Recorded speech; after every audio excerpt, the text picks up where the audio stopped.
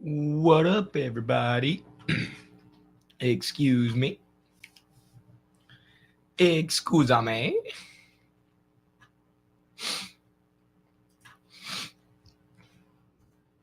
We have the Journal of American Socialist Studies here.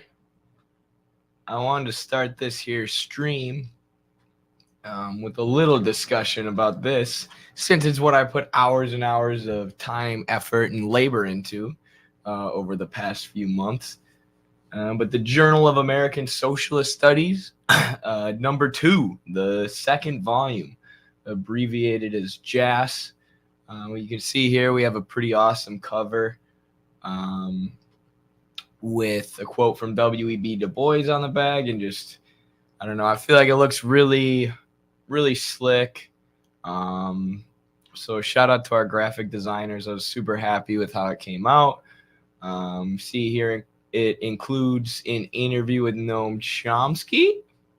So we got Noam Chomsky to answer some questions for us, which serve as the introduction to this piece, this journal, which is a journal targeted at the American working class, targeted at recapturing the revolutionary socialist history in the United States, which is a history that's been systematically hidden from us by the bourgeois class and bourgeois media, education system, all sectors of information production. So we're trying to get good information out there to counter that, to counter the bourgeois propaganda. So that's what this is. It's also a way to fund our project while also giving everyone content to access. So you can get the ebook for $10 or the paperback for $30. I know there was a major complaint last time that the Journal of American Socialist Studies 1, which I have on my shelf, didn't have the ebook. So here you are. This one has one. So link in the description to that. Talking about that jazz. Hello, comrade. Hello, Camilo. Camilo Godoy Pichon. How's it going? Hey, everybody. Hey, Where Pilgrim. Where Pilgrim's back. Caleb Martinez. Yo, Eddie, what's up? What's up, Caleb? How are you? I thought that said Carlos Martinez for a sec. I'm happy to have any Martinezes in here. Hey, all. Hello, Jenny. Yo, what's up? Says not an average Joe. Not much. Just feeling better than average. I love you. Thank you, Christian. I love you too. Oh, I thought that said but it says hi. So it came out as Just got finished with Dialectics Unhinged video about the Brazil riots. Cool. I saw that Ewoks Unhinged changed their name to Dialectics Unhinged right before I did this stream, which is cool. I like that name even better, and I really like Ewoks. But I saw their video about the Brazil riots too, actually, but I didn't get a chance to watch it. Maybe I should have, but we will be talking about that today. So happy to have another article featured in issue 2. I hope I get to work with everyone at Midwestern Marx more closely this year. Agree, and we're super happy to have you. And yes, our plan, one of our main goals. We always make goals for Midwestern Marx, Carlos and I, and this year Noah was involved during the new year, the turn of the year. And our main goal going into 2023 is to coordinate more, to be more organized, to communicate more, to reach out to other socialist content creators around the world, but also organizers, activists, intellectuals, really start building a good base of people who we can rely on to do good organizing work, and not leave ourselves isolated, de-isolate ourselves, and also amplify our message through various means, through thinking about the way we're communicating our message and coordinating with others. So we're super grateful to have a lot of great writers like you. And if you want to check out my article, Carlos's article, Alex Zambito's article, Noah's article, Jaime's article, whoever else, check out the Journal of American Socialist Studies. My article personally is about the American healthcare system, giving a historical materialist analysis of it or a dialectical analysis of it. I say that it is a historical and dialectical analysis of healthcare, but it's an outline, right? It would take an entire book, or you could write entire books just on one aspect, of the American healthcare system, like how capitalism has affected the division of labor. I don't know if you could write an entire book on that, because all the elements of healthcare are interconnected. But you could write one giant book about the historical development of American healthcare. But I basically tried to summarize it and give an outline while also explaining what Marxist analysis is and what Marxist concepts are and why they're useful. Like, what is use value? What is exchange value? What is surplus value?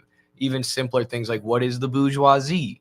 Like, I really didn't, I tried not to assume that the reader has a whole bunch of knowledge about Marxism when I was writing this, because sometimes Marxist academics will just use terminology that people don't understand or phrases that a lot of regular people don't understand. And that's fine, if what you're writing is only intended for a high level of reader audience in terms of their education. But we want our journal to reach the masses, right? They're academic, they're peer-reviewed, but we want regular people to be able to read this, digest it, and come out on the other side more educated about class struggle and organizing and stuff. Are you streaming on YouTube and Twitch at the same time? I am. Is that okay? Is there anything wrong with that? I honestly prefer when people use Twitch, because Twitch gives us all these different features. And like, if you subscribe to us on Twitch, you get all these free emotes that you can post in the chat and stuff.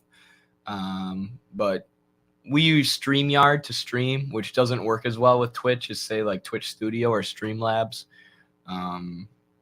So I understand why people would want to be on YouTube, and there's just more people who watch on YouTube. But shout out to the Twitch subscribers. Yeah, Toenails just posted the emote. That's what I'm talking about. You can get me in a wrestling singlet with a hammer and sickle. There's emotes of Carlos. There's all sorts of stuff over on Twitch. So,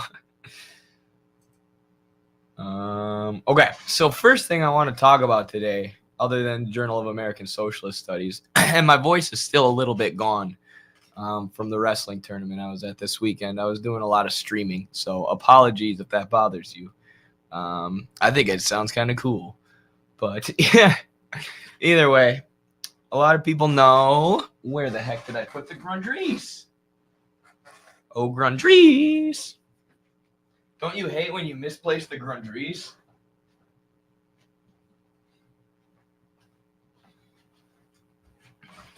That relatable moment when you lose the Grundrisse. It's not the Grundrisse, it's the Grundrisse.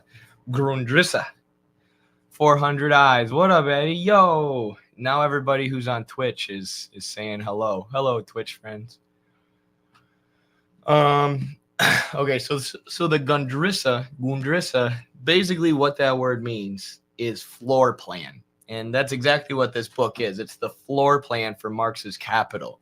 He's laying out how he's going to do research and present his analysis of capitalism. So in doing this, he critiques a lot of the economists of his day, who are known as classical economists. And he says that market circulation, the sphere of circulation, I'm trying to think of a different word to describe it. It's on the tip of my tongue, but I can't think of it. But basically the sphere of transportation and sale of commodities, right? Rather than the sphere of production, where the commodities are actually produced. Marx is talking about circulation, the sphere where the commodities are transported somewhere, they're sold, and from the perspective of the capitalist, they're transformed into money. And from the perspective of the workers, their money that they were paid in wages is transformed into means of subsistence, into the things that they need to survive. That's the sphere of circulation. The sphere of circulation basically forms the material basis for the ideology of classical economics, or what Marx calls bourgeois economics. So I should pull up here quick a base and superstructure diagram in case there's any newbies with us, which is totally okay. Got to start somewhere. How do I get this diagram to come up fully? Whatever. So here's the simplification of Marx. We have the material base, which is production, distribution, transportation of goods and services, the relations of production like capitalist wage labor, the material elements of society, which all are related to the production of the goods and services that people in society need to survive, which conditions and shapes the superstructure, which is like the society's politics, their media, science and education, academia. Those are all basically the same thing, but laws, and also, what was I talking about before? Also, the science of economics. So again, that goes along with education and academia. I kind of lost my train of thought. But the part of the material base that forms, a lot of what the classical economists see, is the sphere of circulation. So what these economists will do is separate the sphere of circulation from the sphere of production and pretend as if the two aren't interconnected, right? They purposefully isolate these spheres that are inextricably connected. You have to produce goods in order to circulate goods.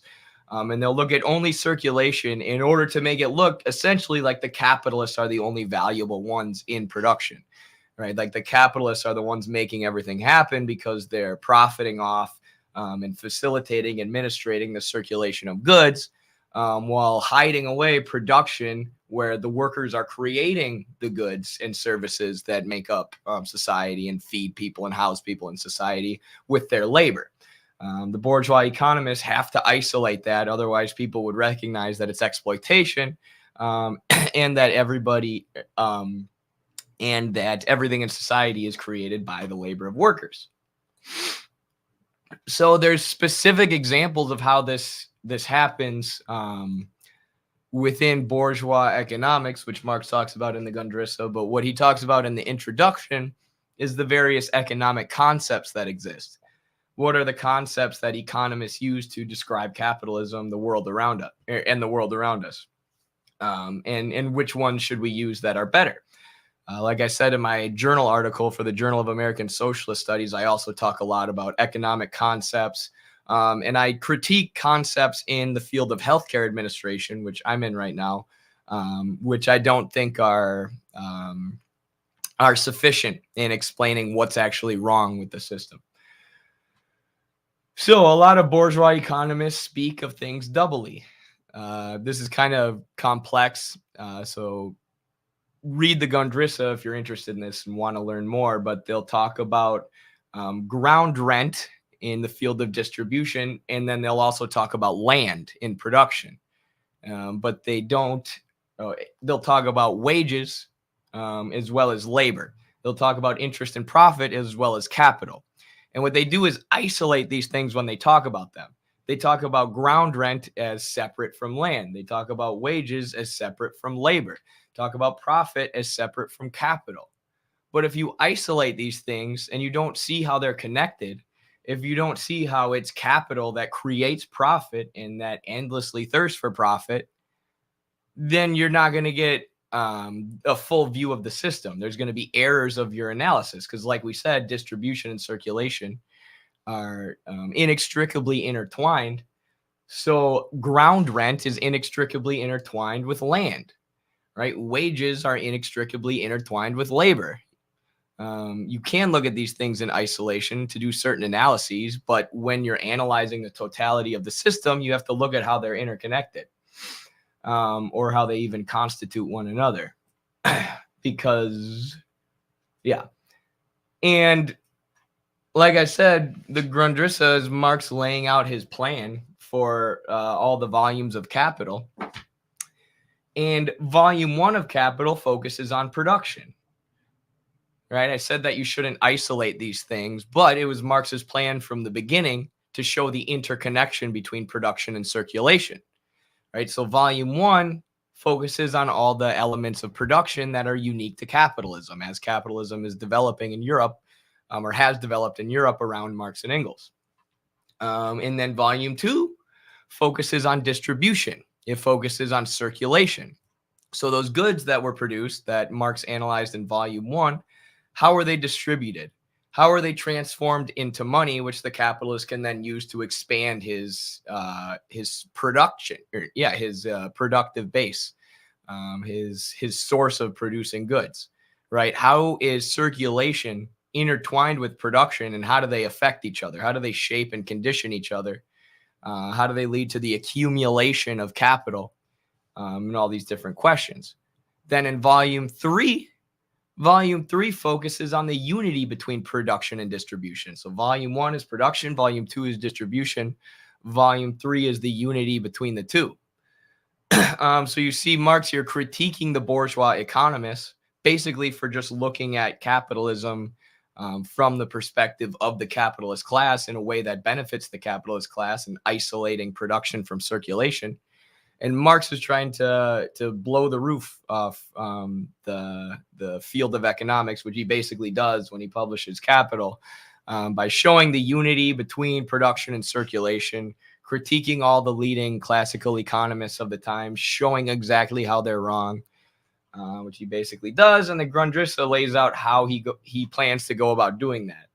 So, like, if Capital is, Marx took a lot of time. Spent a lot of time thinking about how he was going to write Capital, how he was going to present this argument, present this analysis of production. And he had to do so, one, in a way that wouldn't get censored by the police, and also in a way that where he wanted everybody to understand what he was saying, and not have any fluff, right? Cut out all the fluff or the stuff that's not needed.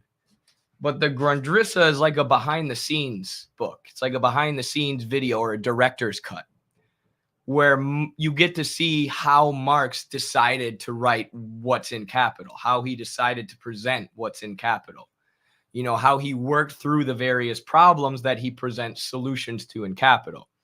You get to see Marx's method of working, how he goes about researching things and putting them on the page, presenting them to the workers. Which I think, as any kind of intellectual or academic or someone involved in your own research, who does research, this is very interesting and very useful because, you relate to a lot of the problems that Marx is going through, with, struggling with how to present this giant, massive, important argument about capitalism that he's come up with. So yeah, that's what I read today. I also read something very interesting that I already did a TikTok on, and it's going to be on the YouTube soon. I'm just waiting for it to process. Excuse me. But Marx in the intro also says the mode of production determines the mode of pillage, right? So how a country or a society goes about conquering another society and pillaging their goods and services is determined by the productive base in both countries, the mode of production. So the example I used in a TikTok is like the U.S. is occupying the Syrian oil fields, right? They were unsuccessful in getting regime change with Assad. But the reason that the U.S. Stayed and occupied those oil fields and continues to extract oil is because they invaded in the first place at the behest of oil corporations, at the behest of oil capital, who make up part of the dominant capitalist ruling class in capitalist society. So the relations of production in the U.S., the relations between capitalists and wage laborers, where the capitalists have accumulated and become a financial oligarchy of imperialists, is what incentivized and what was the motive force behind the invasion of Syria and the occupation of the oil fields. And the reason they decided to do it was because Syria was moving ahead with socialistic policies. They were trying to nationalize major portions of their productive base and reinvest the goods that are produced in the workers.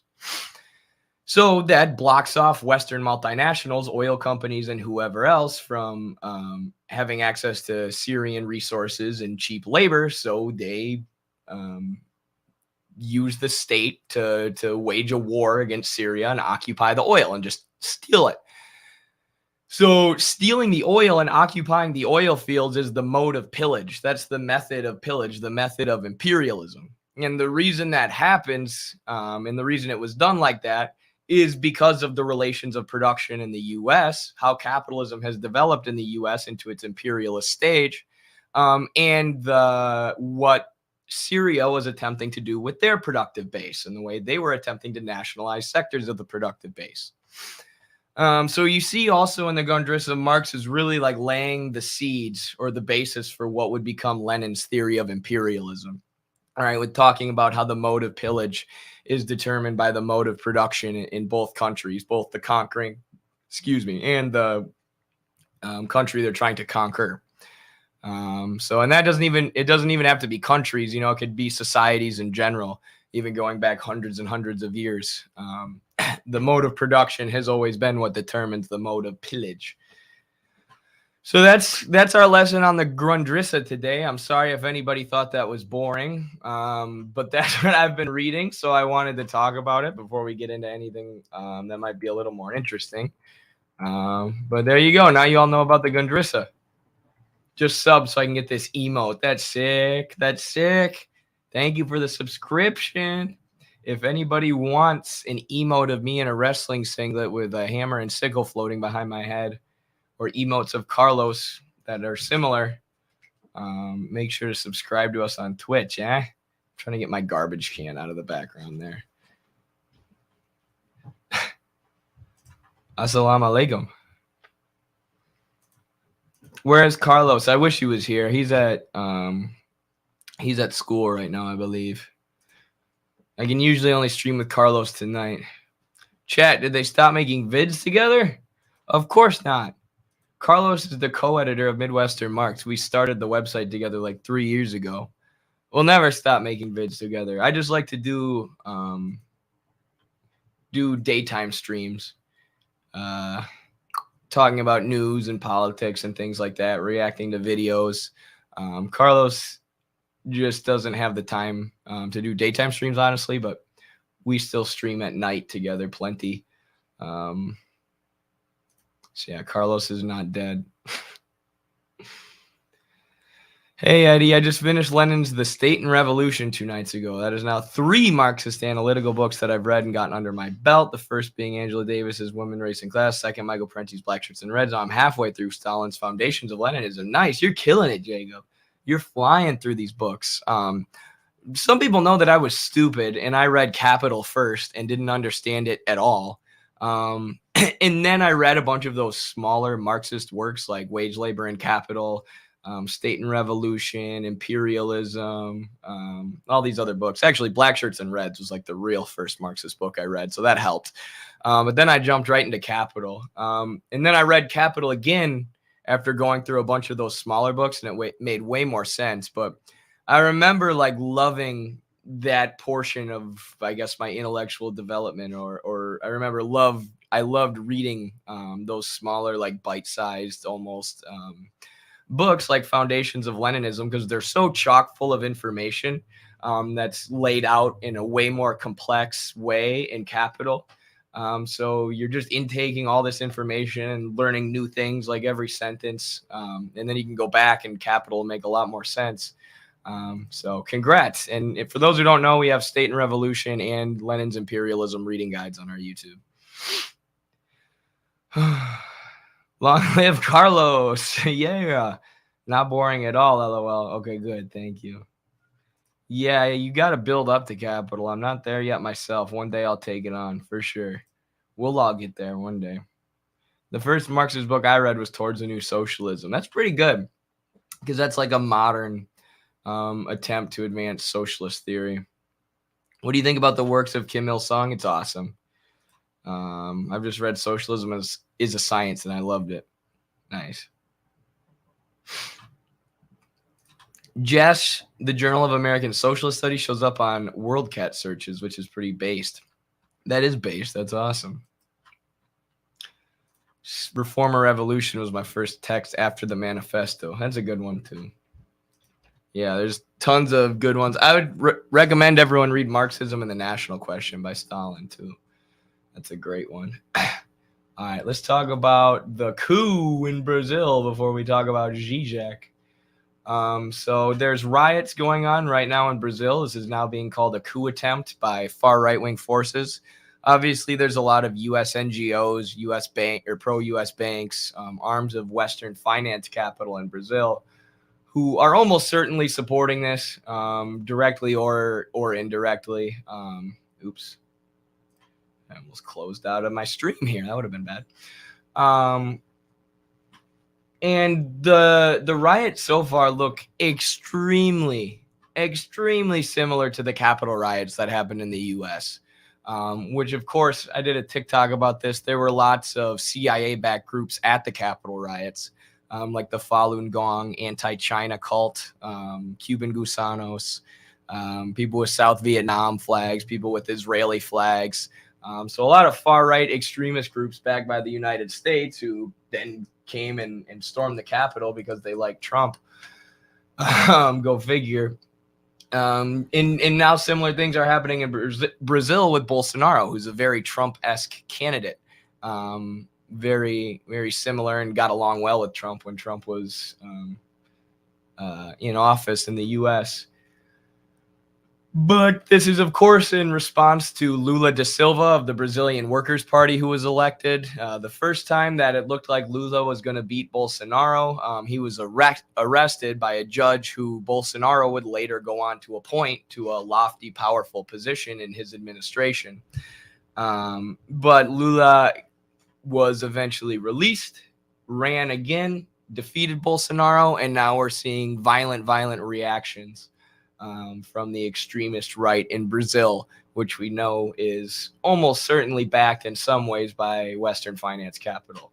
And guess where Jair Bolsonaro is hanging out? The far right-wing president, bigoted, former Brazilian politician. He fled to Miami, Florida, the hotbed for right-wing extremist exiles who are supported and backed every step of the way by the U.S. You know, if things go awry in your country, if the people get sick of your shenanigans and corruption and they kick you out, you can just go hang out in Miami, and the U.S. will welcome you with open arms. So Bolsonaro is walking around in Miami with a U.S. national soccer jersey on right now as this is going on in his country, and as his most extremist and most staunch supporters are trying to overthrow the Brazilian government that was democratically elected. So pretty crazy, but also not that surprising. And thankfully, the coup has been condemned by a lot of international leaders. Pretty much any progressive or left-leaning or explicitly socialist governments have condemned all the violence. You have AMLO in Mexico, Xiomara Castro in Honduras, which used to be, was right-wing for years until Castro's election recently.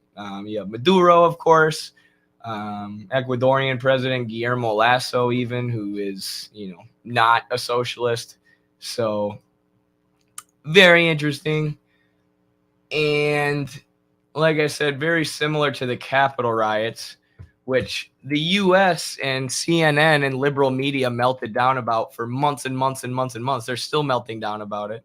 When it happened in the U.S. and told us, like, thank goodness for Biden and the wonderful Democratic Party, who are protecting our sacred democracy, where corporations decide 93% of the elections or 100% of the elections, but 93% of the elections are determined by the candidate who raises the most money. So what a democracy that is, where every election is determined by capital. But the U.S. loves Capitol riots when they happen in enemy states, right? They love it when an enemy state is being destabilized and violent right-wing extremists are storming the Capitol building. The U.S. is like, this is A-okay. And we're A-okay with Western arms of finance capital supporting and backing these things and trying to turn them into an actual regime change effort, which the Capitol riots were not. So I don't even know how to segue into this. I just need to show you guys this.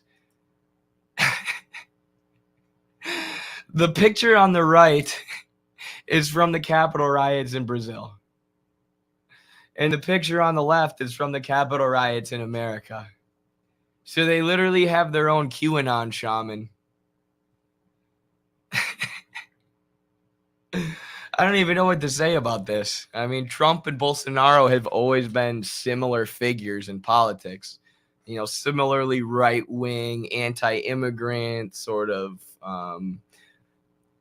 is getting close as you can possibly be to just being openly bigoted, while still saying you're claiming to not be.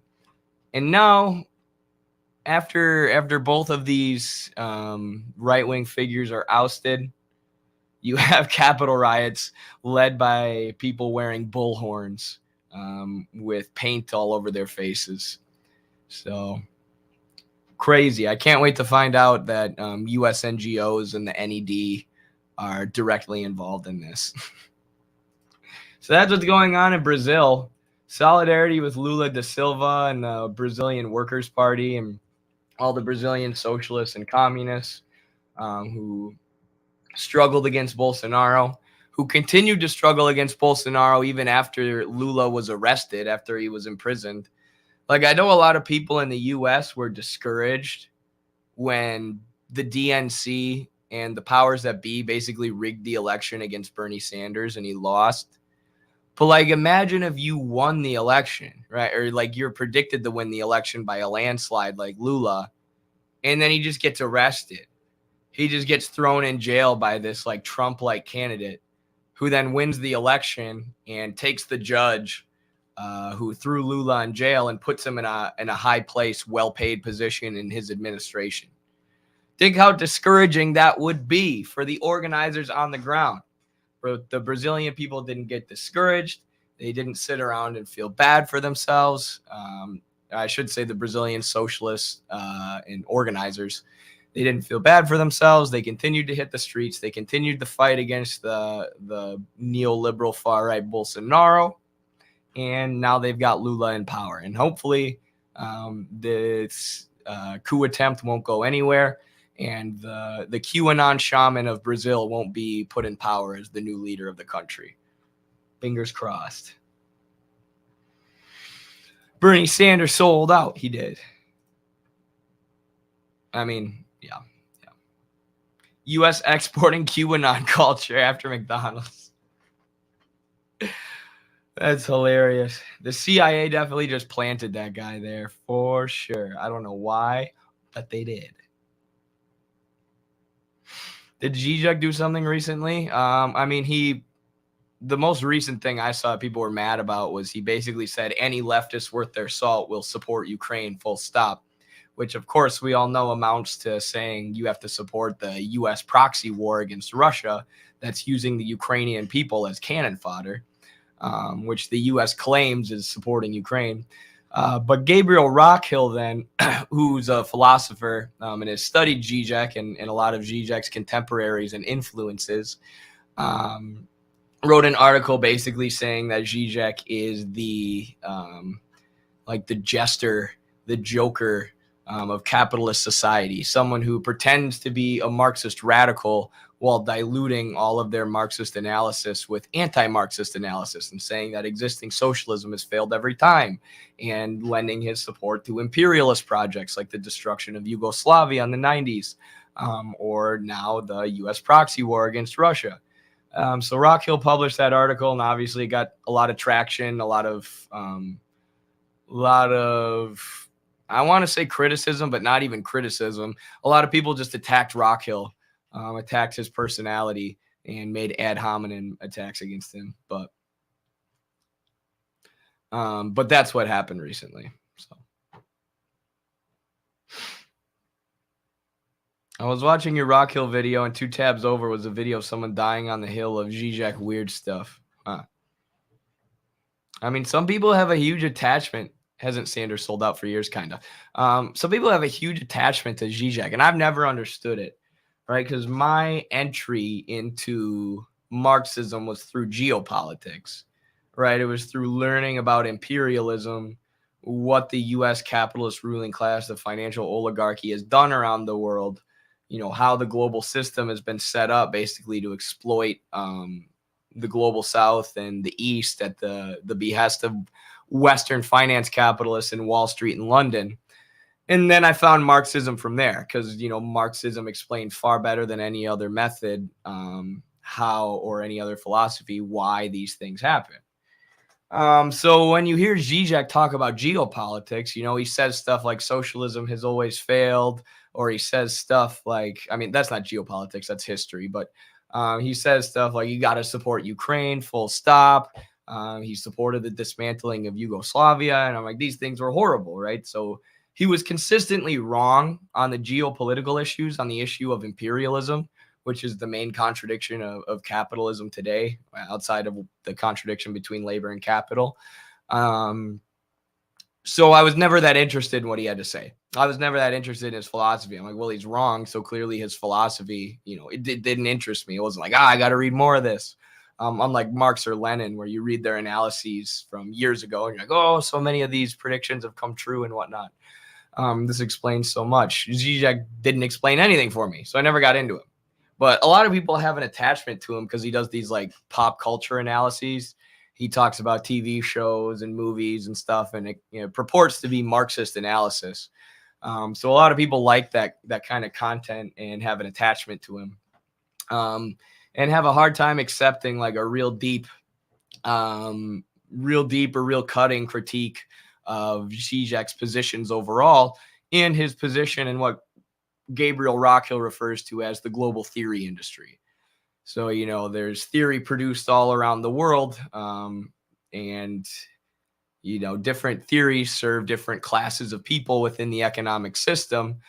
And Zizek's anti-Marxist theory that purports to be Marxist, Rockhill is arguing serves the capitalist imperialist class over the workers, which in my opinion, as someone who, like I said, has disagreed with pretty much all of Zizek's geopolitical opinions since day one, I think Rockhill's critique was very accurate.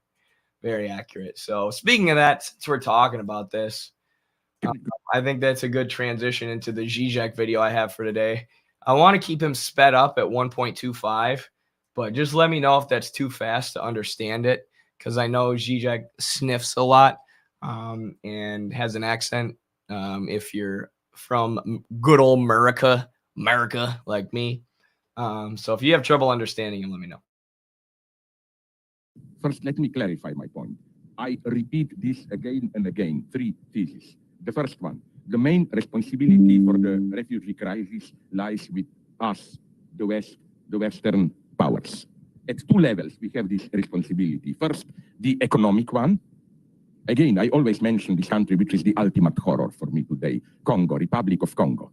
It's a country very wealthy, coltan other minerals, and it's presented as kind of a heart of darkness. Yeah, but this heart of darkness is fully included into global economy. In the, all those local warlords there are selling the stuff to mineral companies, whatever. What I want to say is this, that this decay, ruin, failed states in Africa, this is not just some primitivism there. It's elementary, to quote Sherlock Holmes. It's linked to the way global capitalism relates to exploit, whatever you say, those countries. For example, I can tell you that, imagine that all the minerals disappear from the ground of Congo. I claim it would have been, and this is the tragedy for them, a much more peaceful, better state. And it's the same in many other countries. When we hear about religious conflicts and so on, usually there are.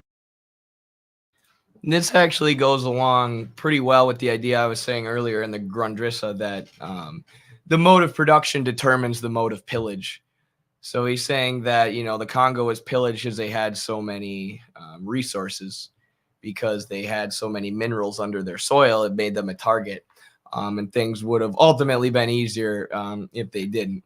Which I think ultimately things would have been easier if we had a socialist revolution in the West and we overthrew our imperialist finance capitalist governments. But I digress. We will continue. Western interests behind, and so on and so on. So first, we should talk openly, frankly, about what, for the lack of better term, we can call economic neocolonialism. And nobody is clean here. We shouldn't blame only the West. For example, I celebrate China. It's incredible what economic success they are. But the way they are acting recently in some African countries, Latino American countries, and others, it's clear absolute economic neocolonialism also. So they are also doing it. Or another. Okay. So he's saying that, people are placing too much blame on the capitalist West. People are placing too much blame for imperialism and neocolonialism on the capitalist West. Why don't we look at China? Right? Why don't we look at what China's doing? Right? We have to acknowledge that neocolonialism and imperialism plays at least some role in the politics of the global South, in the poverty that exists in some countries versus Western countries.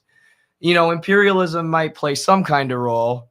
Zizek probably hasn't even read Lenin's Imperialism, so he doesn't understand the extent, or he just dismissed it as simplistic.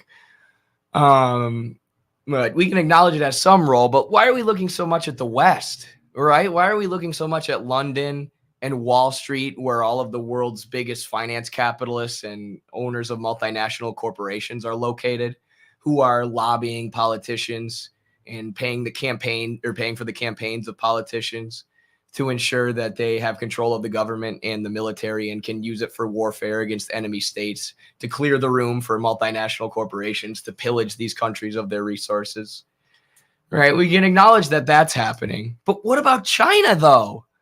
What about China? What about the socialist countries doing developmental programs with these countries who have been exploited by the U.S.?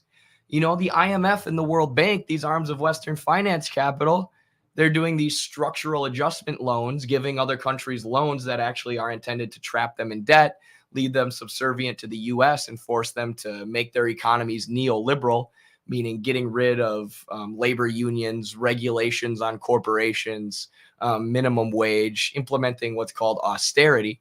That's what the IMF and World Bank have been doing. China's giving them loans too. So it's got to be the same thing. So let's start placing more blame on China and quit criticizing the West so much, is basically what he's saying, which is absurd.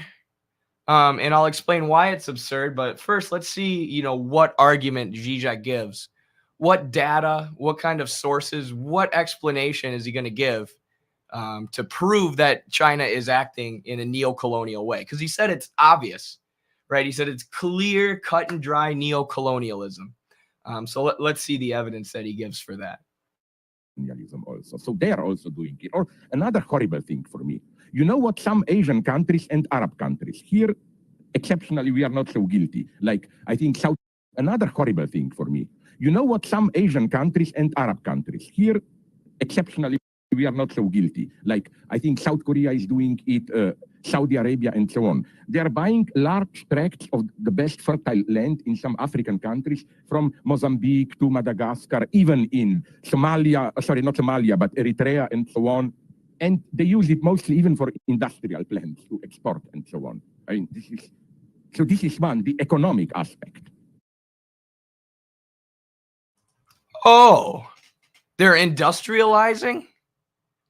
They're using the land for industrial purposes, which, as Lenin explains in his groundbreaking text, Imperialism, is the opposite of what U.S. imperialism does. U.S. imperialism holds countries, arrests their development, prevents them from industrializing, leaves them in a state of poverty, and only develops the industries that are useful to the colonial exploiters. So that's the exact same thing as China industrializing these areas. It doesn't make any sense.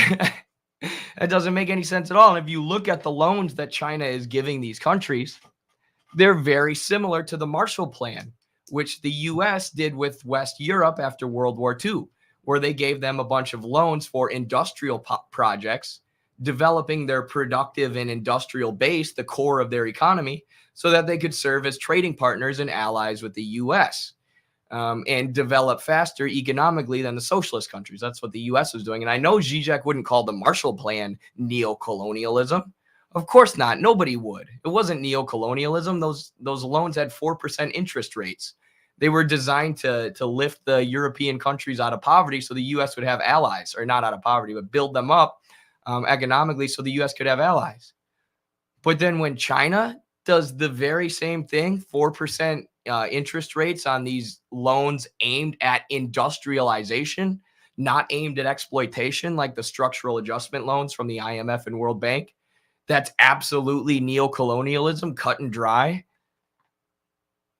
I mean, this is ridiculous. And this is where you get into the problem with Zizek, right? This is the problem with Zizek. He says these things as if they're just absolutely true, right? And as if they can't be refuted and as if they're proven by material evidence. But then there's no effort to actually do the intellectual work and do the research that's needed to check if his assumptions are correct or not. Right? He doesn't actually know how the Chinese loans are structured. He doesn't know how these loans have been designed specifically to counteract finance imperialism, like the structural adjustment loans of the IMF and World Bank that comes from Western finance capitalists. Right? He acknowledges that China is helping these countries industrialize, but he just says, China's buying up huge swaths of land and industrializing them. Not really. Right? There are projects that are overseen by Chinese firms or by the Chinese government to various extents in the global South.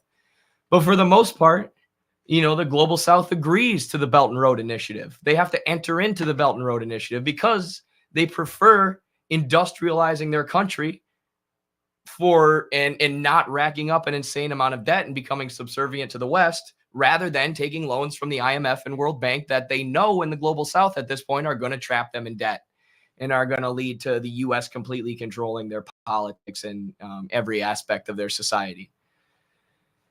So, I mean, that's why a lot of Arab countries and a lot of countries in the global South are going along with the Belt and Road, which Zizek is lamenting right now. Oh, no, they're just falling into neocolonialism 2.0.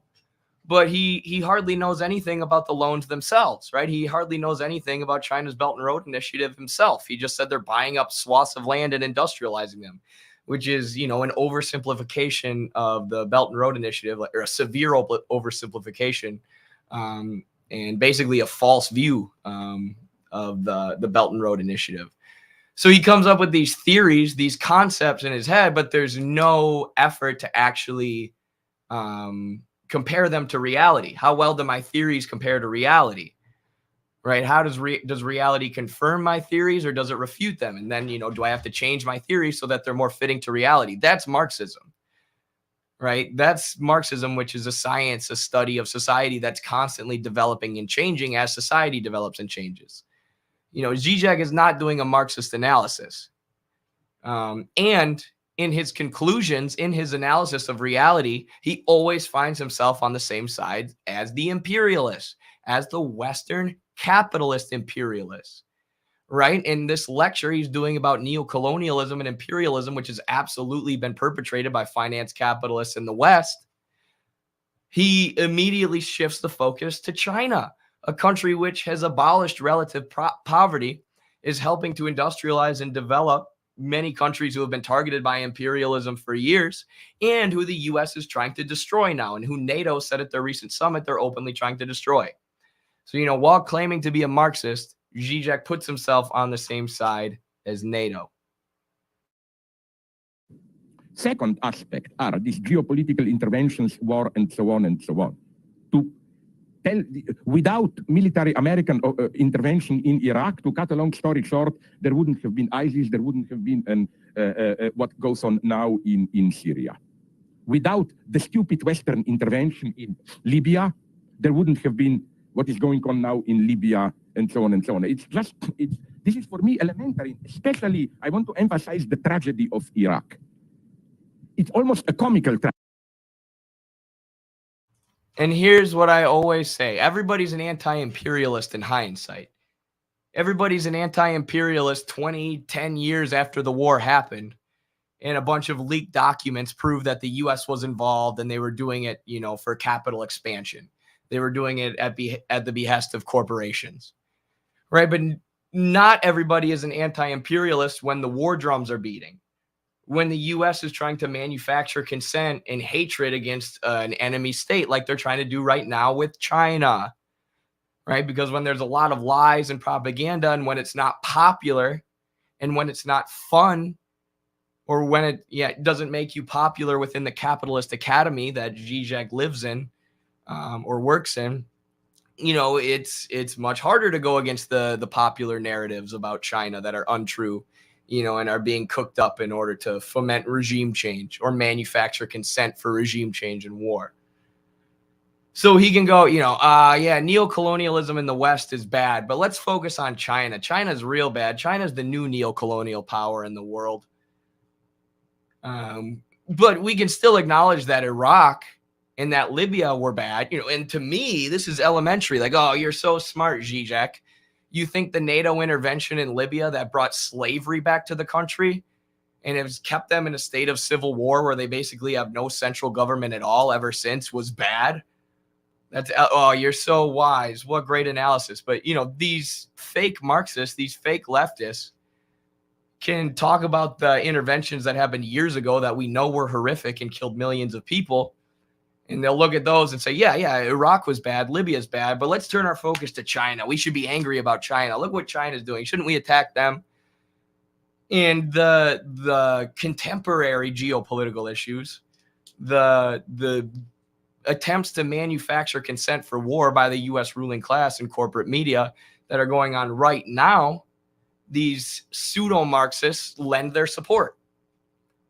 The pseudo-Marxists always lend their rhetorical support to those, Let's look at China. Let's look at the neo-colonial project China's doing and ignore what the West is doing. I mean, Libya and Iraq were bad, but let's send the troops to China. That'll be better. Everyone's an anti-imperialist in hindsight. Tragedy, the ultimate stupidity, namely, Americans intervened, and incidentally, this is one of the very dark chapters of American feminism. Nancy Fraser wrote a good book on it, how many American feminists supported American intervention. It will bring freedom from Muslim oppression to women of Iraq, where unfortunately it's the exact opposite. Because whatever Saddam was, and he was a monster, his regime, up to the end, when he started to flirt with Islam to get support, his regime was basically Arab nationalist secular one. And at least his record with women was way above the usual Arab standards. Women got many public posts, they were educated, and so on and so on. This is now the situation of women as the result of American intervention is much worse. There is another paradox. Under Saddam, there were around 2 million of Christians in Iraq, who, if they didn't mess with politics, of course, no problem, they lived there. Now, the result of American occupation, because the public order police disintegrated and Islamic Muslim militias took over, and Christians began to feel the pressure. Already around, I think, 3/4 of Christians left the country. So that's the result. Much worse situation for women. And it's nice irony. A Western Christian country invades Iraq, and the result is Christians are out. I mean, what Islam was not able to do in thousands of years and so on. So what I'm saying is that... and that's happened in almost every Arab country. You could go down the list and show how the U.S. has backed far-right extremist groups every step of the way. Like he says, the Christians were kicked out at one point. There was a CIA document called Hope Lay in the Muslim Revival. This is laid out in Vijay Prashad's Washington Bullets, where the U.S. noticed that there were a lot of Muslim political movements in the Arab world or in West Asia in general, who were moving to the left, who wanted to nationalize various industries, like he's talking about there with Iraq. So what the U.S. did was they looked at any Muslim movements that were counter to that, any right-wing, pro-Western, pro-U.S., neoliberal Muslim movements, and they funneled arms and guns into them. By example, Osama bin Laden's Mujahideen in Afghanistan, who murdered literacy workers and people who were attempting to develop infrastructure in the country.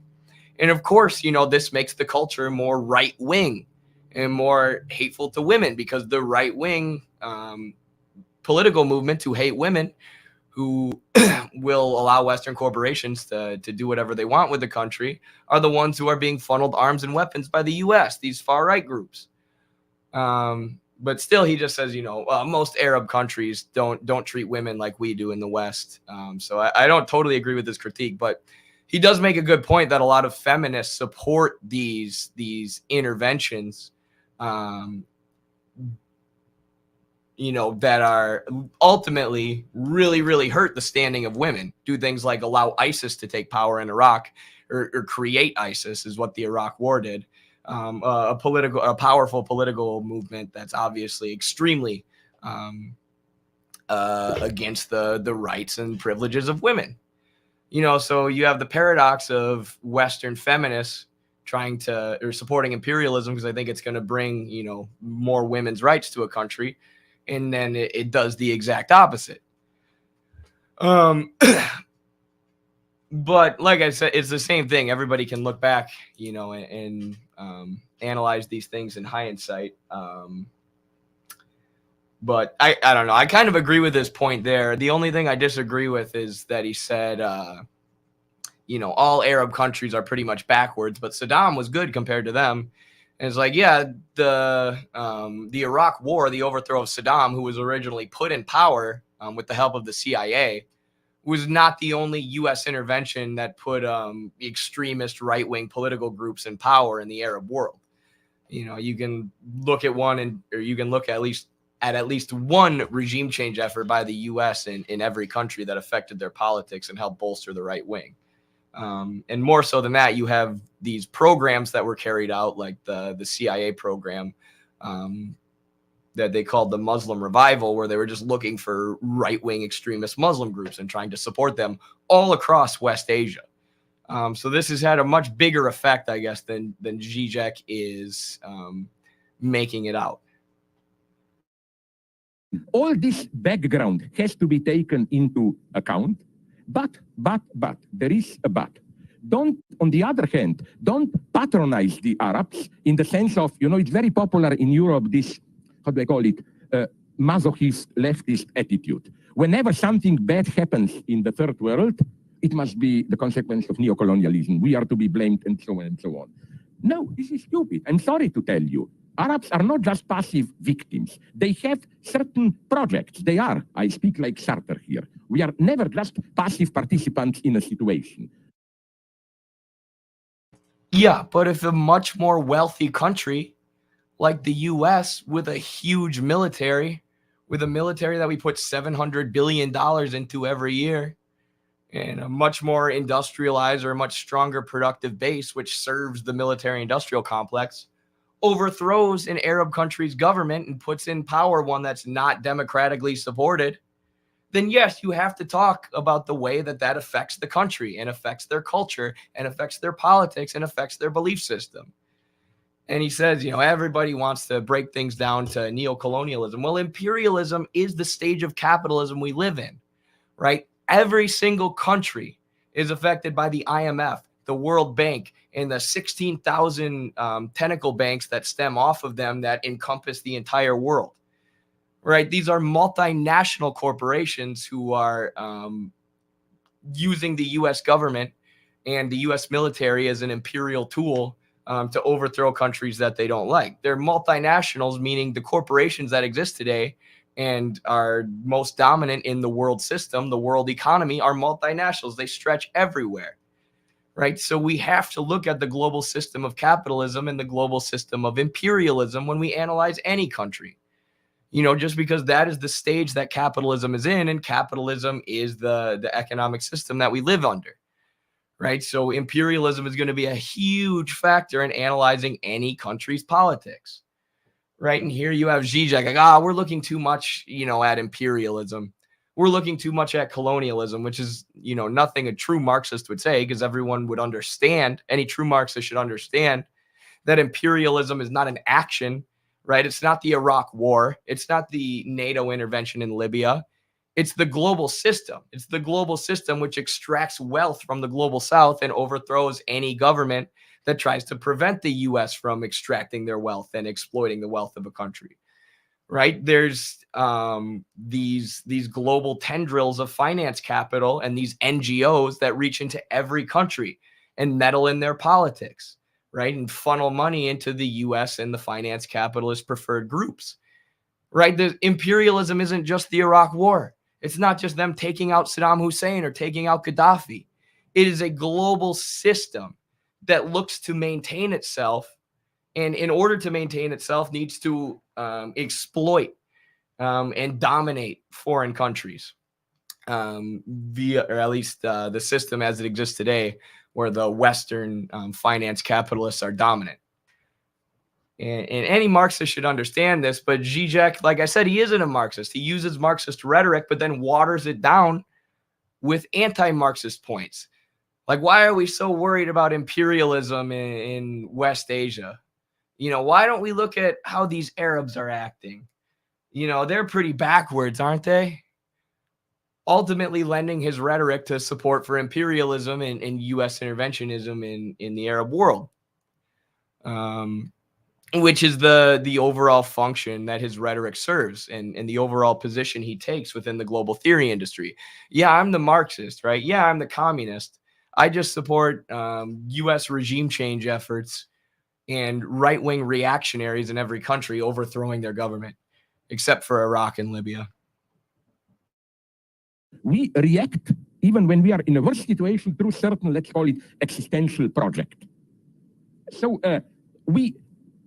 I think that this type of self-culpability, we are responsible for everything and so on, it's not such a simple. For example, what Saudi Arabia, let's forget about ISIS. I don't worry about so-called terror. But for example, what Saudi Arabia is doing and some other countries, it's clearly not that they are victims. It's a well-defined religious political project. A project that couldn't be carried out without the support of the U.S. Well, maybe now Saudi Arabia is moving towards trading with China, which might destroy the U.S. petrodollar. But Saudi Arabia is a huge piece of that global imperialist capitalist system I was talking about, because that's the main source of oil in the world. They're deeply allied with the U.S., and they only trade oil in the U.S. dollar, which makes the U.S. dollar the most dominant currency. And now that's starting to change as China is countering U.S. global imperialism, which Zizek just said he's against. But that's a huge part of the global imperialist system. That's a huge part of neocolonialism, which Zizek just said we shouldn't spend so much time analyzing. It's like we should just look and focus more on how backwards these Arab people are, and how they always want to do things, or they're always just going to be reactionaries and tend toward being reactionaries. Like, no, it has much more to do with the productive base or with economics than it has to do with, you know, any group of people just being inherently bad. That's a neo-colonial, that's an imperialist ideology or a way to look at things, an idealist way to look at things, not a materialist way to look at things. And there are many, many, many material reasons Saudi Arabia is the way they are, and they wouldn't be able to do things like their horrific genocide on the people of Yemen without the U.S. fueling their jets and sending them bombers and sending them resources. Everybody knows this, which is why there's been so much effort to try and get Biden to stop funding and funneling money towards the genocide in Yemen. And Biden promised to on the campaign trail, but he can't, because imperialism and capitalism are a global system, and the U.S. is reliant on helping Saudi Arabia do whatever they want, or the current government in power in Saudi Arabia helping them out, if they want to maintain that global imperialist system.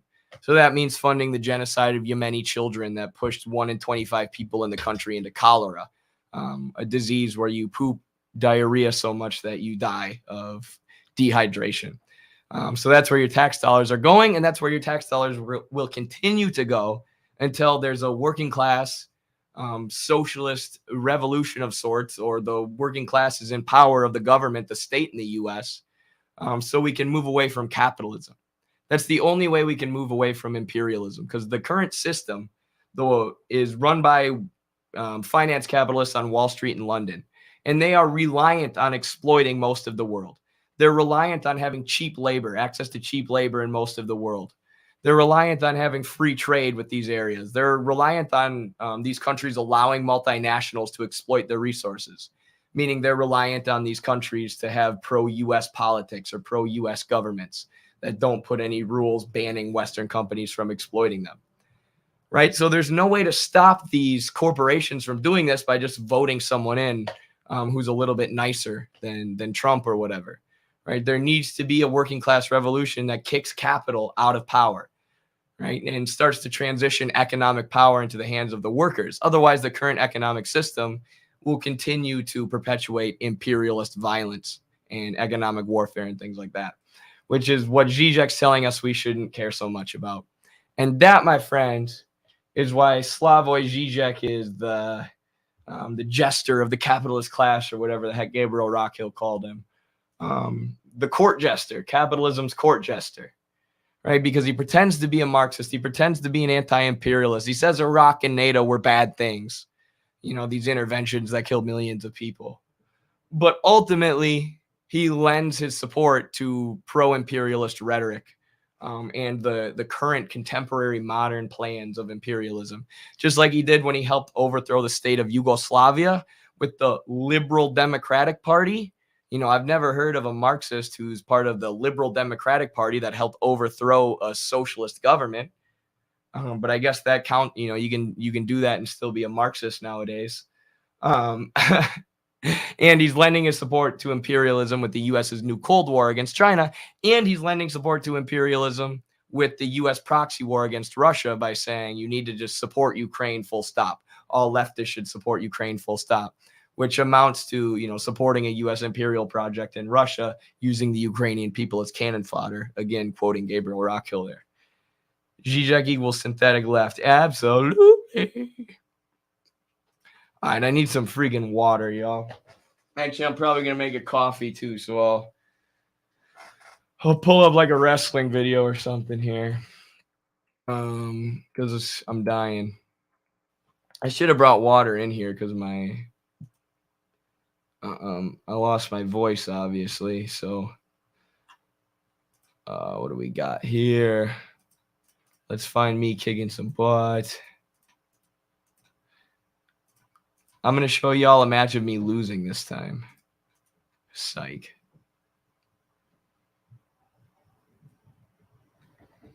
This one was crazy. This is a match against a guy who had got second at Nationals the year before and was at this tournament called National Duels, which is hard to explain, but it's kind of like a national team tournament, basically. Like, it's more about the team than individuals. So our team was and they have an individual national tournament at the end of the year. But this is all the best teams, like, going head to head. And this guy's team wasn't that good, but he got second in Nationals. There's your backstory. I'll be right back after I pee and drink some water.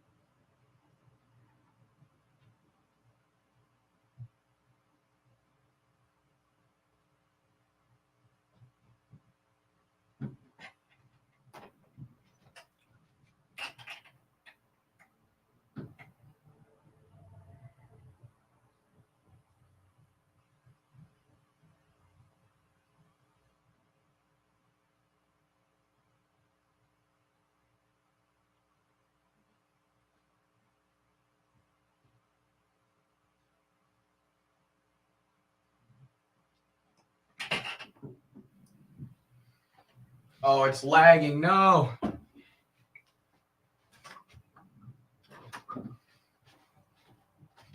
I'm sorry, everyone. I should have checked to see if it was lagging out before I left. Hopefully it wasn't like that the whole time. This match ends in like triple overtime. Skip to the end here. So it's like you go to ride outs, you have to try and ride each other out. And I'm pretty sure I wasn't able to ride him out in the first period. Or in the first ride out section. Actually, I don't know. But either way, I had to get away here to win. And so I had to reverse him, like get on top of him, or I had to get away to win. I don't remember which one. I think it was just get away. Is this really going to lag this hard right now? It's so lame.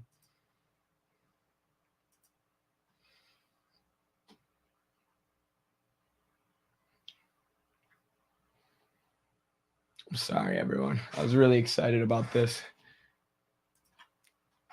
It's all right. I'll find it. A different website real quick. We're gonna try this again. I just really want y'all to watch this match right now, I guess. But yeah, what do y'all think about Zizek? Oh, Zizek, do you think Gabriel Rockhill's analysis is too harsh? Is my analysis too harsh? I don't think it is. I don't think it is at all. I think Gabriel nails the function that Zizek really serves within the global theory industry and within global politics, really. And I know, like, some people were attacking the article, like, there's too many personal attacks in here.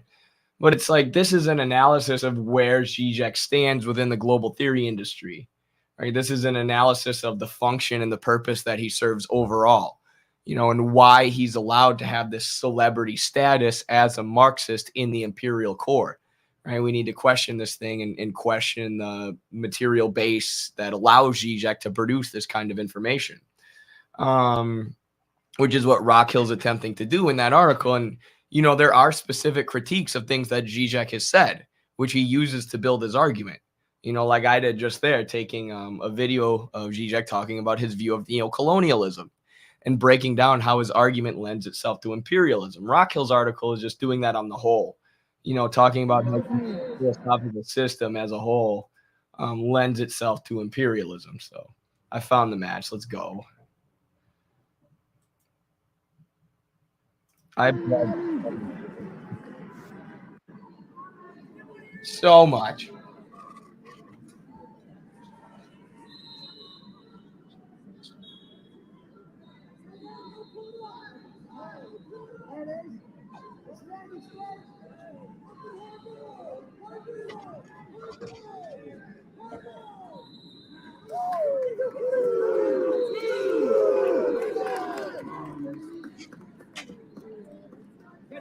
I see my friend's dad going nuts in the background. I coach his son now. That's cool.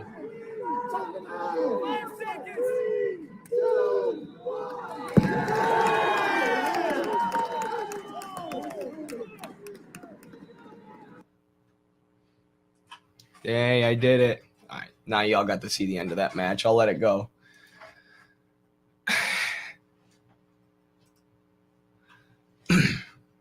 Do you react to all the suggestions posted in the Discord? Yeah, at some point, pretty much. For the most part. I plan out these shows now, though. I used to not. I used to do blind reactions. But now I watch them ahead of time, at least part of the video I'm going to react to. And then like plan out the show, structure the show so it makes more sense. And it's more educational, I feel like, because like, I don't know, my biggest thing with streaming is I don't just want to be a streamer who streams for the sake of streaming and making money. I want to have an educational show that breaks things down for people and helps them understand theory, history, politics, and ultimately leave the show feeling like they know more, like they learned something. So I spend more time planning them now, which seems to work. Like we get more viewers and stuff now. But yeah, our Discord has a section where you can send me videos you want me to react to and ask questions about them. And I get to all those eventually.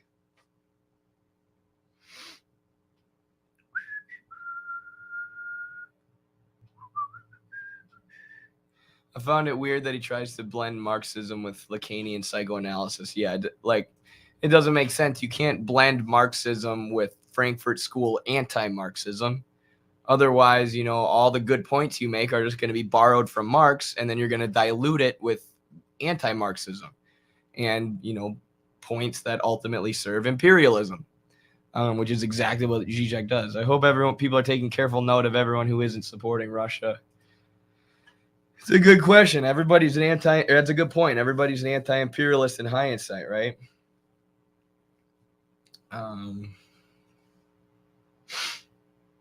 Post-neo-Marxism is not a real thing. Zizek is just confusing people. Yeah, and it always used to confuse me, right? Because I thought Lenin, and this is why Gabriel Rockhill was like, you know, I don't want to say the final piece because we're always evolving in our understanding of the world and our understanding of theory.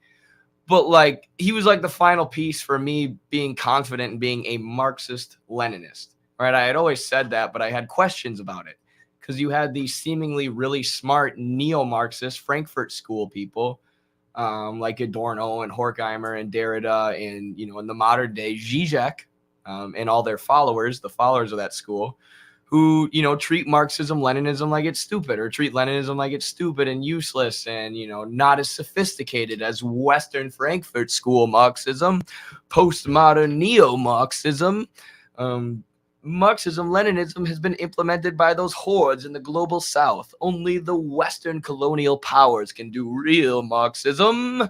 That's how they treat Marxism, Leninism, and act like they're superior to it. So it creates confusion and anxiety among new Marxists who are like, well, I like Marx and Lenin. You know, what they said makes sense, but these really smart guys with using really long words and talking about psychoanalysis said that Lenin was stupid and that Marxism, Leninism's never done anything good and that socialism has failed every time. Zizek literally conflates existing socialism with existing fascism. He does the myth of totalitarianism, this idea that Hitler was just as bad as Stalin, who defeated Hitler. So, yeah, overall, Zizek is absolutely lending himself to imperialism and confusing people. And what Rockhill is doing is untangling these things for people, saying them in a simple, understandable way, which is something that the Frankfurt School and the postmodernists never do. They purposefully make things as convoluted as possible so they can prevent people from realizing that they're not actually saying anything or not actually making any great insights or not actually constructing a theory that helps us understand the world around us. And Gabriel Rockhill simplifies that and reveals it for what it is, I guess. Is that a phrase? Does that make sense? All this endless bullshit generated from the Congress for Cultural Freedom, a CIA front. Literally, that's where it all stems from. I mean, not all of it. Like, what Rockhill does really well is traces all the, you know, connections of finance capital and you know, bodies and NGOs that serve Western imperialism, who were funding and publishing the work of these anti-Marxists calling themselves Marxists, these pseudo-Marxists. He talks about how the Rockefellers were involved, or the Rockefeller Foundation, the Ford Foundation, you know, all these pro-imperialist, pro-capitalist, pro-finance capital think tanks. But the Congress for Cultural Freedom was a major one, just a CIA front that attempted to influence the culture, right? Cultural freedom. And we know when the U.S. says freedom, they mean freedom for capital and freedom of markets, freedom of exploitation by the ruling class, which is really what the Congress for Cultural Freedom supported. And it's really affected our culture today in the most negative way imaginable. Congress for Cultural Freedom. I hate that program. Of all the things capitalism and imperialism have done, the Congress for Cultural Freedom might be the worst because it's poisoned the culture in the U.S. and it's really had a poor effect on our people and on academia and on how we think and how we relate to each other and interact and look at ourselves and look at the world. We just have this hyper individualist culture that I just can't stand. Just can't stand it. Exactly. 100.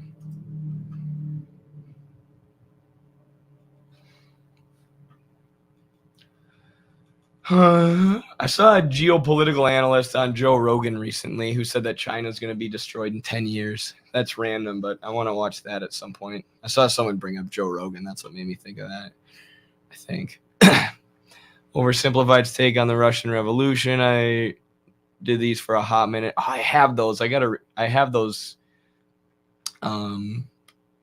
The video you're sending me, Jacob, I have it in my list of videos to react to and write a response to, but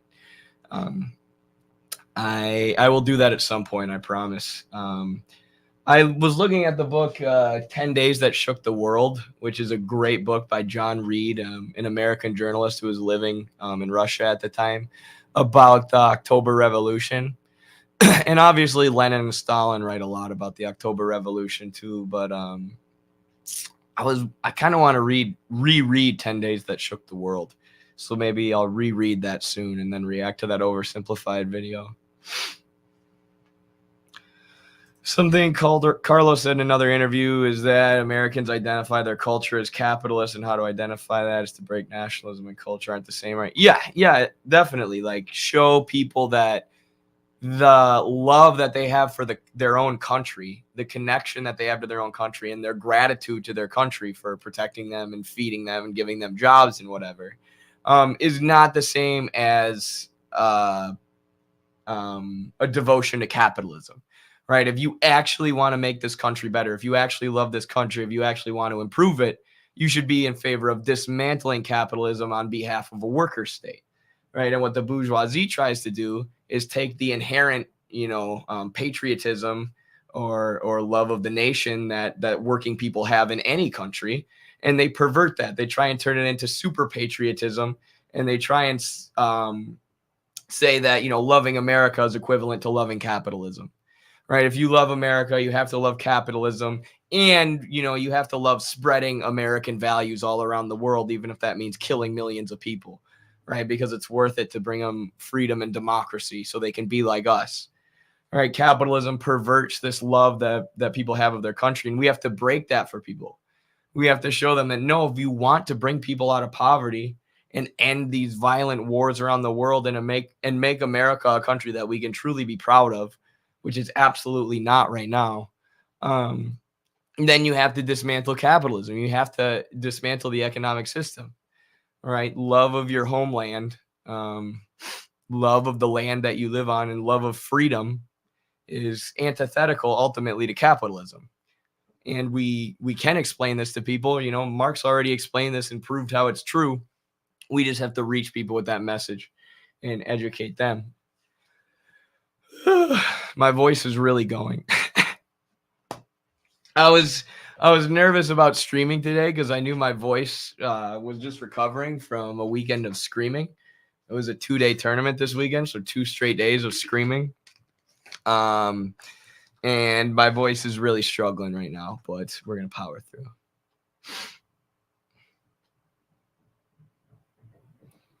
I wish I lived in a timeline where the Congress for Cultural Freedom never existed. So true. Like, when I think about the individualism of America, it makes me want to actually move to China. Like, how right-wingers will say, oh, you love socialism so much? Why don't you go live in China? I'm like, I would love to, honestly, because they have a way less individualistic culture, and I can't stand this shit. And then I could, go to the university and just read and write about Marxism, and be a Marxist scholar without being attacked by a bunch of crazy reactionaries like what happens in America. 1 second. I'm pulling up a video that goes along with this idea. One of my favorite videos ever.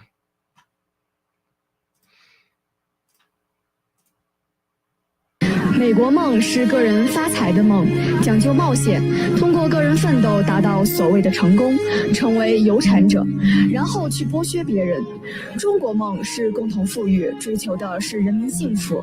换句话说，美国梦是个人梦，是为美元的梦；中国梦是人民梦，是为人民服务的梦。这就是二者的本质区别。以后不要在我面前提起美国梦，俗气。So I'll read that in case, replay it and read it in case people couldn't catch what the student here is saying. 美国梦是个人发财的梦，讲究冒险，通过个人奋斗达到所谓的成功，成为有产者，然后去剥削别人。中国梦是共同富裕，追求的是人民幸福。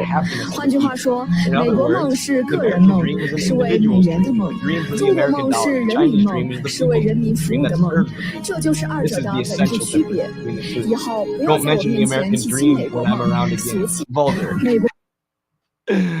I love it. And Noah mentioned this the other day. A socialist society is a society for itself, right? A society that serves itself, meaning the people in society, getting wealthy together, serving the people, protecting the happiness of the people, like this student says here.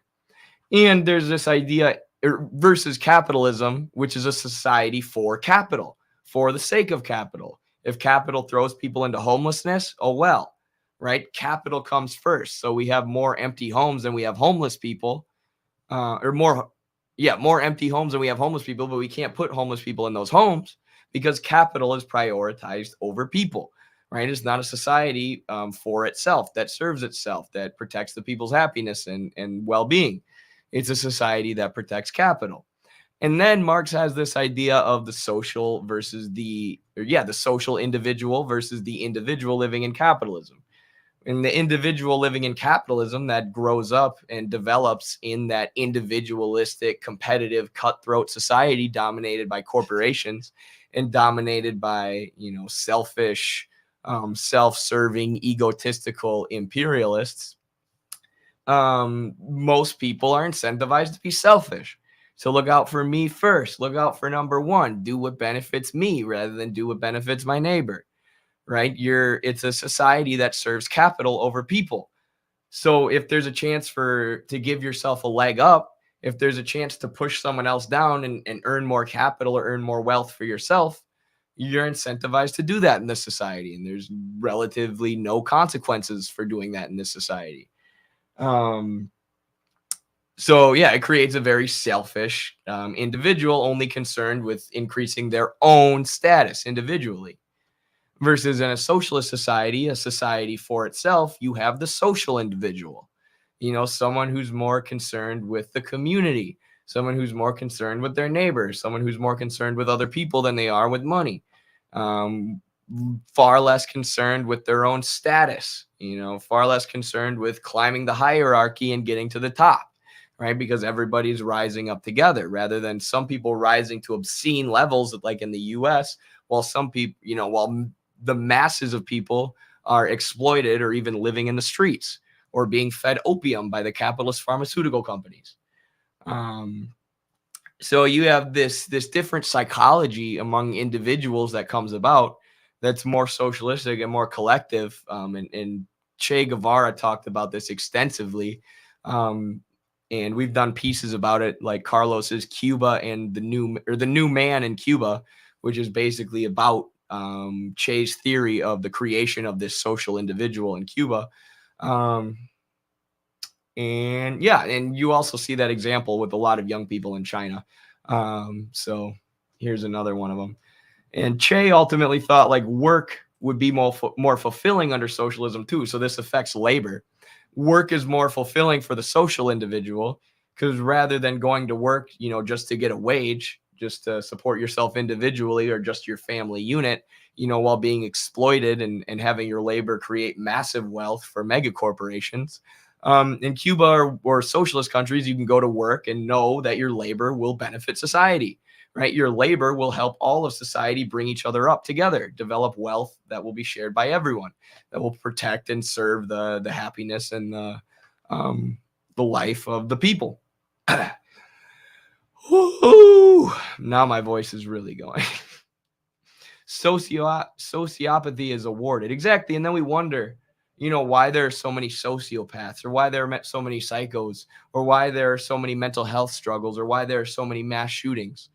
Like, we have this extremely individualist, cutthroat society that'll reward you for being a sociopath.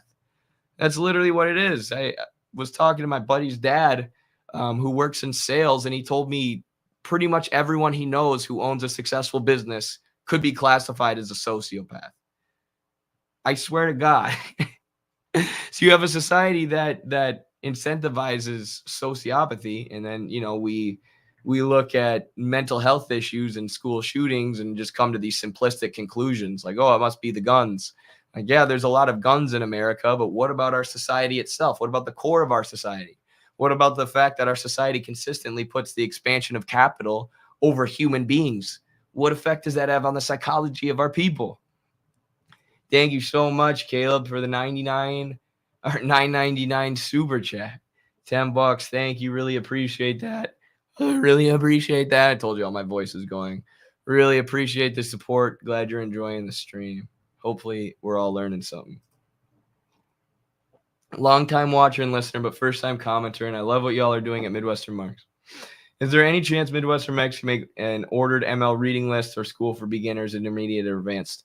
We have a book club. We have a library on our website, which I can send you the link to right now.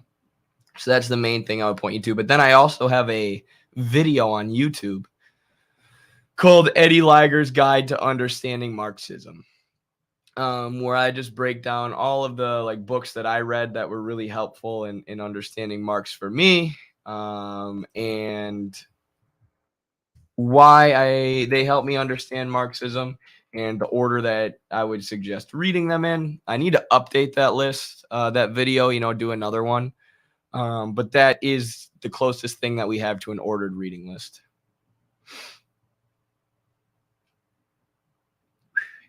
If you create a society, or a society develops, where people compete with one another, it will be human nature to compete. But if you create a society, or a society develops where people cooperate with one another, it will be human nature to cooperate. Exactly. Kyle understands the immortal science of Marxism, Leninism, or dialectical materialism. If you have a society where, in order to get their material goods, their means of subsistence, the things people need to survive, they need to compete with others and push others down in order to bring themselves up, you're going to have a society of very individualistic people. And then psychologists like Jordan Peterson are going to look at this society and say, wow, aren't people selfish? Aren't they individualistic? This must be human nature. And they treat human nature as if it's universal, as if human nature isn't malleable, as if humans haven't changed their nature and their culture with time historically as we move through different modes of production and different epochs of history. So human nature is made out by bourgeois ideologues to be something that's universal and unchanging, when in fact human nature is crafted by and conditioned by the mode of production, right? If everybody's needs are met, and labor in society is used to serve society and the people in it themselves, human nature is going to become much more cooperative. You're going to have the formation of this social individual, right? Because we know, looking historically, that human nature changes with time. Drink some lemon and honey tea for the throat. I will. Thank you. Thank you. Thank you very much, Eddie. No, thank you, Caleb. Thank you, for real. My human nature. My human nature. Western psychology is garbage. I haven't studied it that much, so I couldn't tell you. I mean, most fields, academic fields, are deeply influenced by capitalism. But I mean, Western psychology produced Jordan Peterson, right? He's from Canada. So it's like, it has to be garbage. Otherwise, how did this happen? Well, Socialist Yugoslavia produced Zizek, but Zizek's not as bad as Peterson.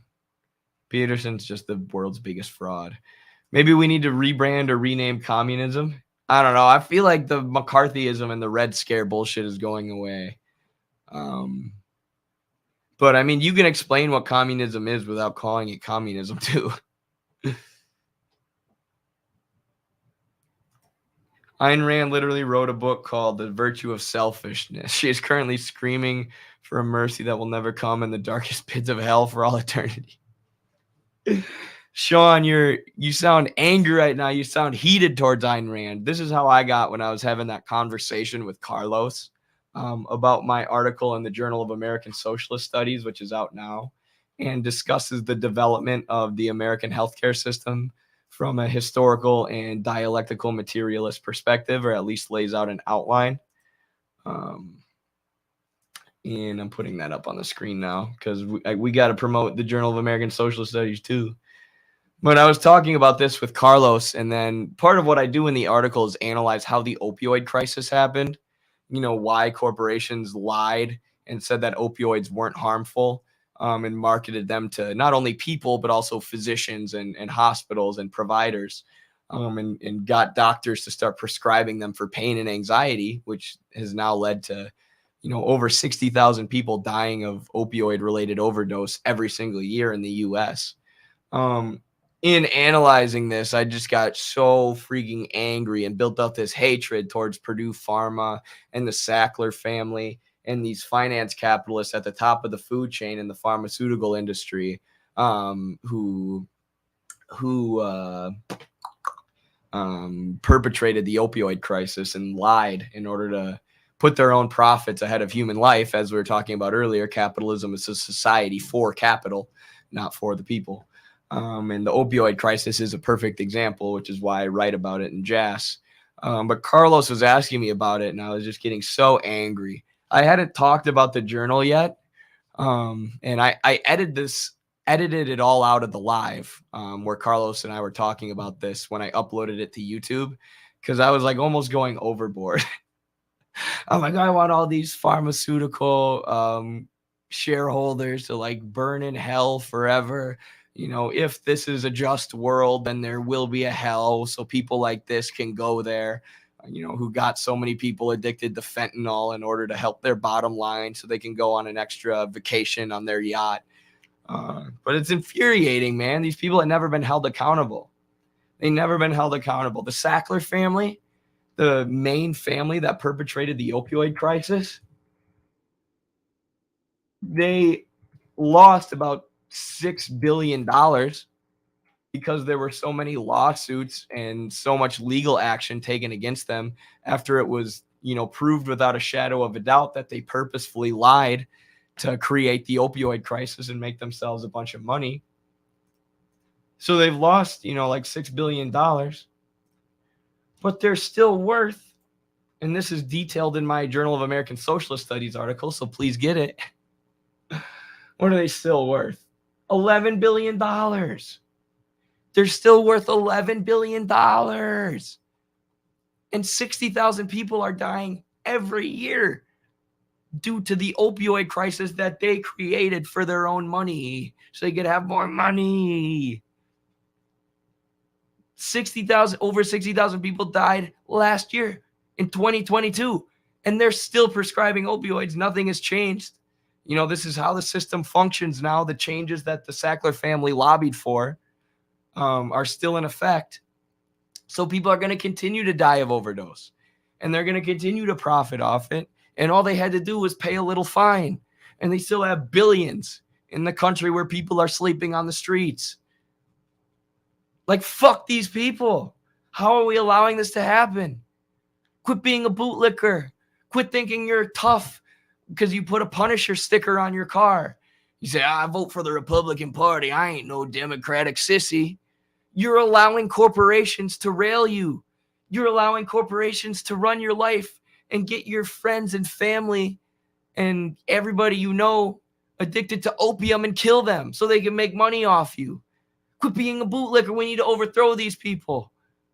Right? Turn your anger towards these people. You're not tough because you hate liberals. We all hate liberals, right? They suck. You're tough if you fight the capitalist system. right? If you don't want to be a bootlicker to the corporations who are actually running your life. Fuck. Like, oh my God. How are we not at a breaking point yet? How have people not realized this system is garbage? How do people not realize they're being pounded by the corporate class? And when they're like, oh, you know, I love the Republican Party. I love Trump. He's such a badass. No, he's not. He's part of the corporate capitalist class, the class of real estate investors and corporations who own your home and take 50% of your paycheck via rent every month. Right? You're a bootlicker to them if you support the Republican Party. And you're a bootlicker to them if you support the Democratic Party too. The difference is, you know, Republicans love to act tough. Like, you know, I'm fighting the man. Meanwhile, they're getting railed by the man and doing nothing about it and supporting a political party that serves the man. And then liberals act like they're the most compassionate people in the world while also supporting the system, which kills millions of people and dominates and exploits every person in the home country domestically. Oh, I'm so compassionate. I'm a compassionate liberal because I'm better than those big mean Republicans who make mean tweets. Now, let's all go vote for the Iraq war and kill millions of people for oil like a good liberal. Wake the hell up. Wake the hell up. Fucking A. All right, I got heated again. I don't even know what started that rant. It was talking about the Sackler family. That's right.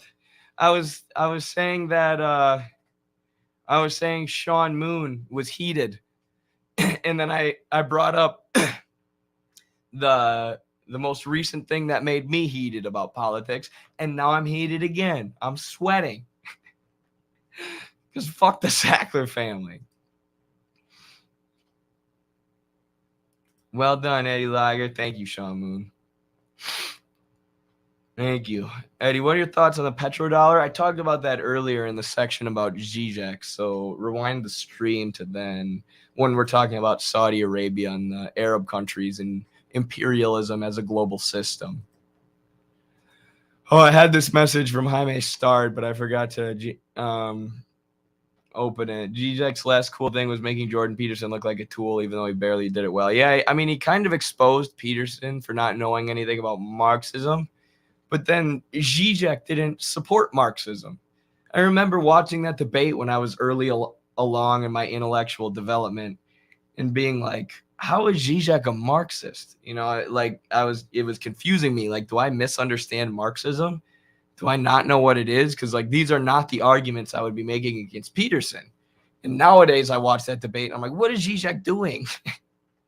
There's so many easy debates. If you have so many easy points you could make to make Peterson look super stupid if you had a firm grasp on Marxism, but he doesn't, so he can't. And that whole debate just ends up being a confusing cluster F. Get heated, says Noah. I will, Noah. Now I'm like physically heated too. I'm like getting hot from screaming. I'm sure that'll be great for my voice. Jimmy, oh my gosh, I'm sorry. Dude, I mean, I am sorry, but I'll say you are not the first person I've done that to. Jimmy has written in two of our journals, published in two of our Journal of American Socialist Studies volumes, which is the main project that our institute puts forward, our main academic project that we put the most work and time and effort into. And I still didn't know Jimmy's name. And there was one of my best friends, or someone I've collaborated with a bunch, not one of my best friends, but one of my favorite people who I met through TikTok, who I collaborated with for a year. I was saying his name wrong for a year before he even told me. I thought his name was Dan. His name was Dante. I've met so many people online who like I feel like I know, right? And I like know your personality and I know the work that you've done, and you know I know that I like it and find it valuable. But then I have a pronunciation of your name in my head that may or may not be correct. because I've never actually heard anyone say your name out loud. I know Carlos has said your name out loud when we've talked about the journal. But I am sorry, but just know I do this a lot. So I'm kind of stupid. So you don't have to feel bad. It's not like I don't appreciate or know your work or know who you are or really, really appreciate what you've done for Midwestern Marx. No, it's all good. It happens a lot with my legal name. I'm sure it does. I'm sure it does. I haven't ever seen Jimmy spelled like that, so I like it though. Frick, here. I don't know how much longer I can go, y'all. My voice is dying on me. Hey, yo, what's your opinion on the USA's reliance on car transportation and pay close to none on diverse transportation like trains or transit? Well, my car is broken down right now because it started on fire the other day when I was coming home from wrestling practice. So, yeah, I would love some trains. And I got to make a 25-minute commute to work every day. Not a fan at all. Not a fan of the giant commute. I don't even mind the commute. Driving in the car can be kind of fun. But paying for gas is really quite a bother. And by quite a bother, I mean it makes me poor.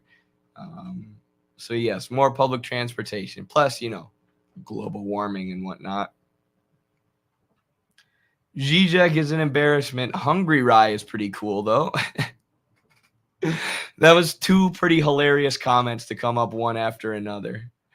Yeah, Zizek is an embarrassment, and Hungry Rye is the best. Hungry Rye is someone I met through TikTok. Probably my favorite person ever I've met through TikTok. Hungry Rye is fucking awesome.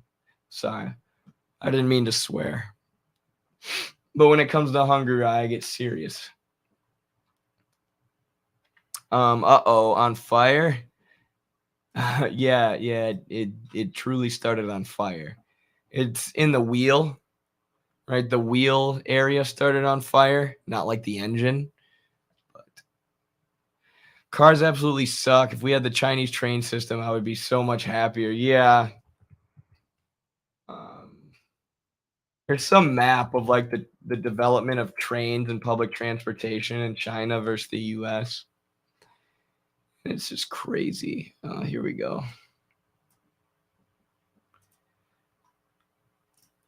So here's China. This is the system of rail that they've developed. Tons of public transportation, can take you to every major city. You can get there quickly. It's extremely cheap, obviously paid for by the state or whatever, or by the nationalized banks. So, the state, the workers' state in China. You can get there faster, far less emissions. It's better for everybody, extremely convenient for the masses. Great way that China has served the people. And this is like a potential map, I believe, of like what the US could look like if they invested more in trains. And there have been a bunch of these that have been made, saying like, look what the US could do if we actually invested in public infrastructure instead of invading other countries and corporate bailouts. But yeah, that's why we need a socialist revolution. Am I right, boys and girls and people of all gender identities? And then here's a map of how China went from 2008 to 2018. It's crazy. We had some family friends from China once, and I don't know if they were like hardcore communists or anything. Or even if they were that political. But one thing they said was like the speed at which stuff gets built in China is so much better and so much more efficient than the US. And like the roads and the public infrastructure in the US is garbage compared to China. And that's, of course, because of the difference in economic systems. They're developing things that will serve the people, investing their social surplus that's created by the labor of their people in the people. Versus in the U.S., the social surplus goes to finance capitalists on Wall Street and the military-industrial complex, essentially. I love Chinese rail. I'm a hardcore communist. Same, right? That's funny. Knuckles. All the hardcore communists, give me knucks right now.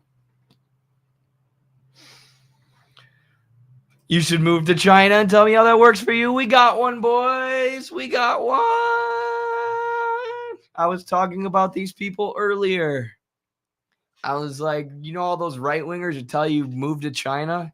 It's like, I want to, because China has a society for itself and we have a society for capital. And we played that video about the Chinese dream versus the American dream and talked about the culture of individualism that exists in America that's been propped up by the Congress for Cultural Freedom. So sometimes I wish I lived in China, even though I know I have a commitment to my home country, because I was born here and I have to make this country better and help destroy the system that exploits people and leaves people in poverty and leaves people homeless and addicted to opioids here in the country I was born in. That's my mission. No matter how rough it gets. Goodbye. Oh, yeah. Why would you want to hear any facts and information that are counter to the narrative in your head? The China big, bad, and evil narrative in your head. Why would you stick around? Go run back to your echo chamber, you fool. Solidarity, baby. Vuvuzuela iPhone $1 million. Checkmate, commie. I would love spending a year in China, one day learning about the government, culture, and language. Oh, in China one day, learning about the government, culture, and language. Yeah, I'm so jealous. The professor I had in college who was the most formative in my ideology and in what I do now, who actually writes for our website now, who taught classes on geopolitics and stuff, he got to go study in China. And it's what pushed him towards Marxism and socialism, seeing that, China had a different way of life than the U.S. And, a lot of what the U.S. says about China in the media is an extreme exaggeration or untrue. So I'm really jealous that he got that experience. I'm so jealous, actually. And he has his PhD in Chinese politics. So he got his bachelor's in politics like me and then pursued a PhD in Chinese politics. And that sounds a lot more fun and a lot more interesting for me personally than what I'm doing right now, which is studying healthcare administration. Beat the system, fight in solidarity. You bet, frick frack. You get double flexes for the $10 super chat. Thank you. You all just made this stream worth it for me. Between you and, the stream's always worth it because I get to interact with all of you and spread education and help everyone theoretically develop and answer questions from the chat and learn things myself from the chat and those who know things about theory and history and politics that I don't know, which happens all the time.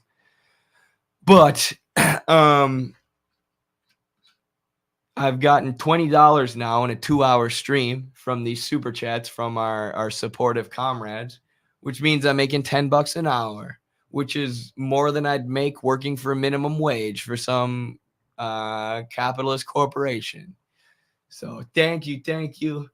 Much appreciated. Thank you for giving a small piece of the wages or the salary that you're paid by an exploitative capitalist to Midwestern Marx. I promise you, we will use the resources that you trust us with to dismantle the capitalist system. Isn't accepting donations part of evil capitalism? Didn't I just explain to you that the donations come out of their wages?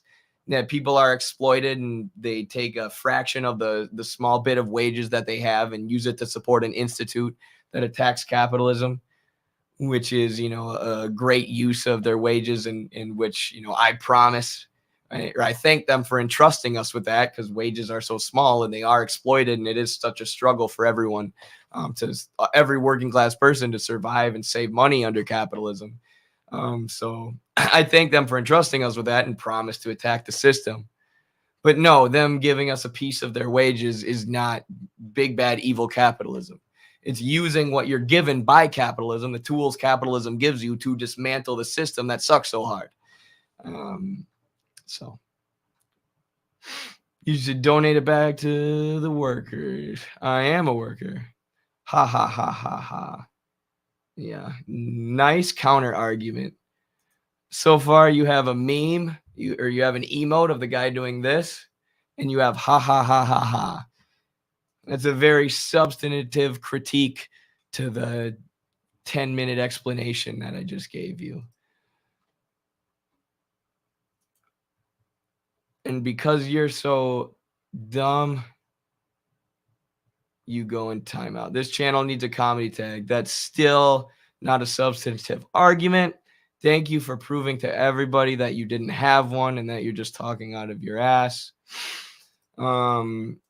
Please don't come back. I can't figure out how to put you in a timeout. I might just ban you. Oh, wait, there we go.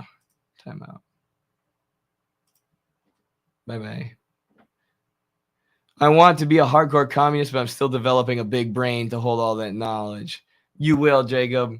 We all will develop the biggest communist brains. We got another meme here, LOL. Got another unique and interesting argument. Twitch sounds fun. Twitch is fun. Twitch is the best. On Twitch, you get all these emotes of me in a singlet and Carlos. Twitch is awesome. Our Twitch channel, that is, anyways. Twitch chat sounds fun. Yes. Can I pin Jacob's thing? I don't know.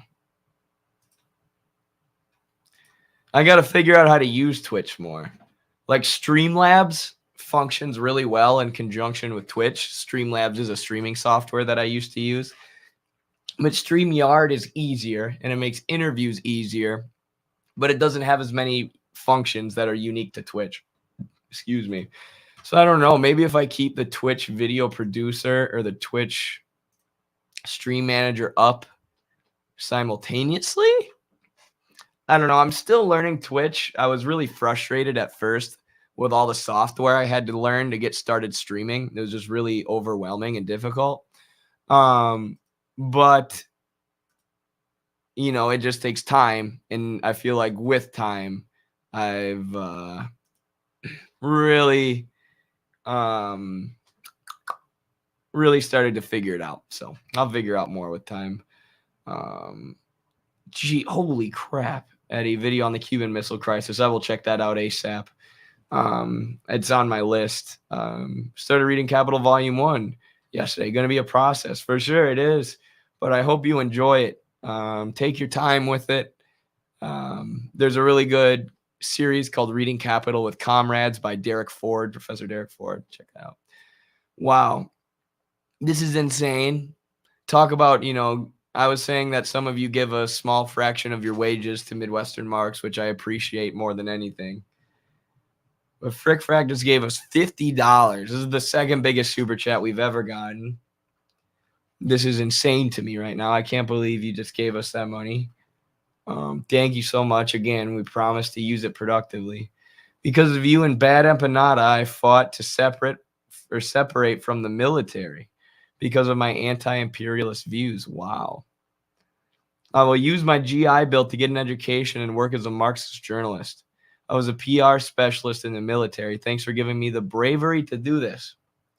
Wow. Well, I mean, thank you. Thank you doesn't even cut it, right? There aren't any words to explain how grateful I am to anybody or to you or anybody who would give this much of your hard-earned money to the project or believe in us enough. But I mean, it's not because of, you know, it's you who has the bravery to do what you're doing, right? It's you who had the initiative to educate yourself and learn about the world and, you know, not only take an anti-imperialist stance, but learn more and more about capitalism and Marxism so you can back up your anti-imperialist stance with facts and theory.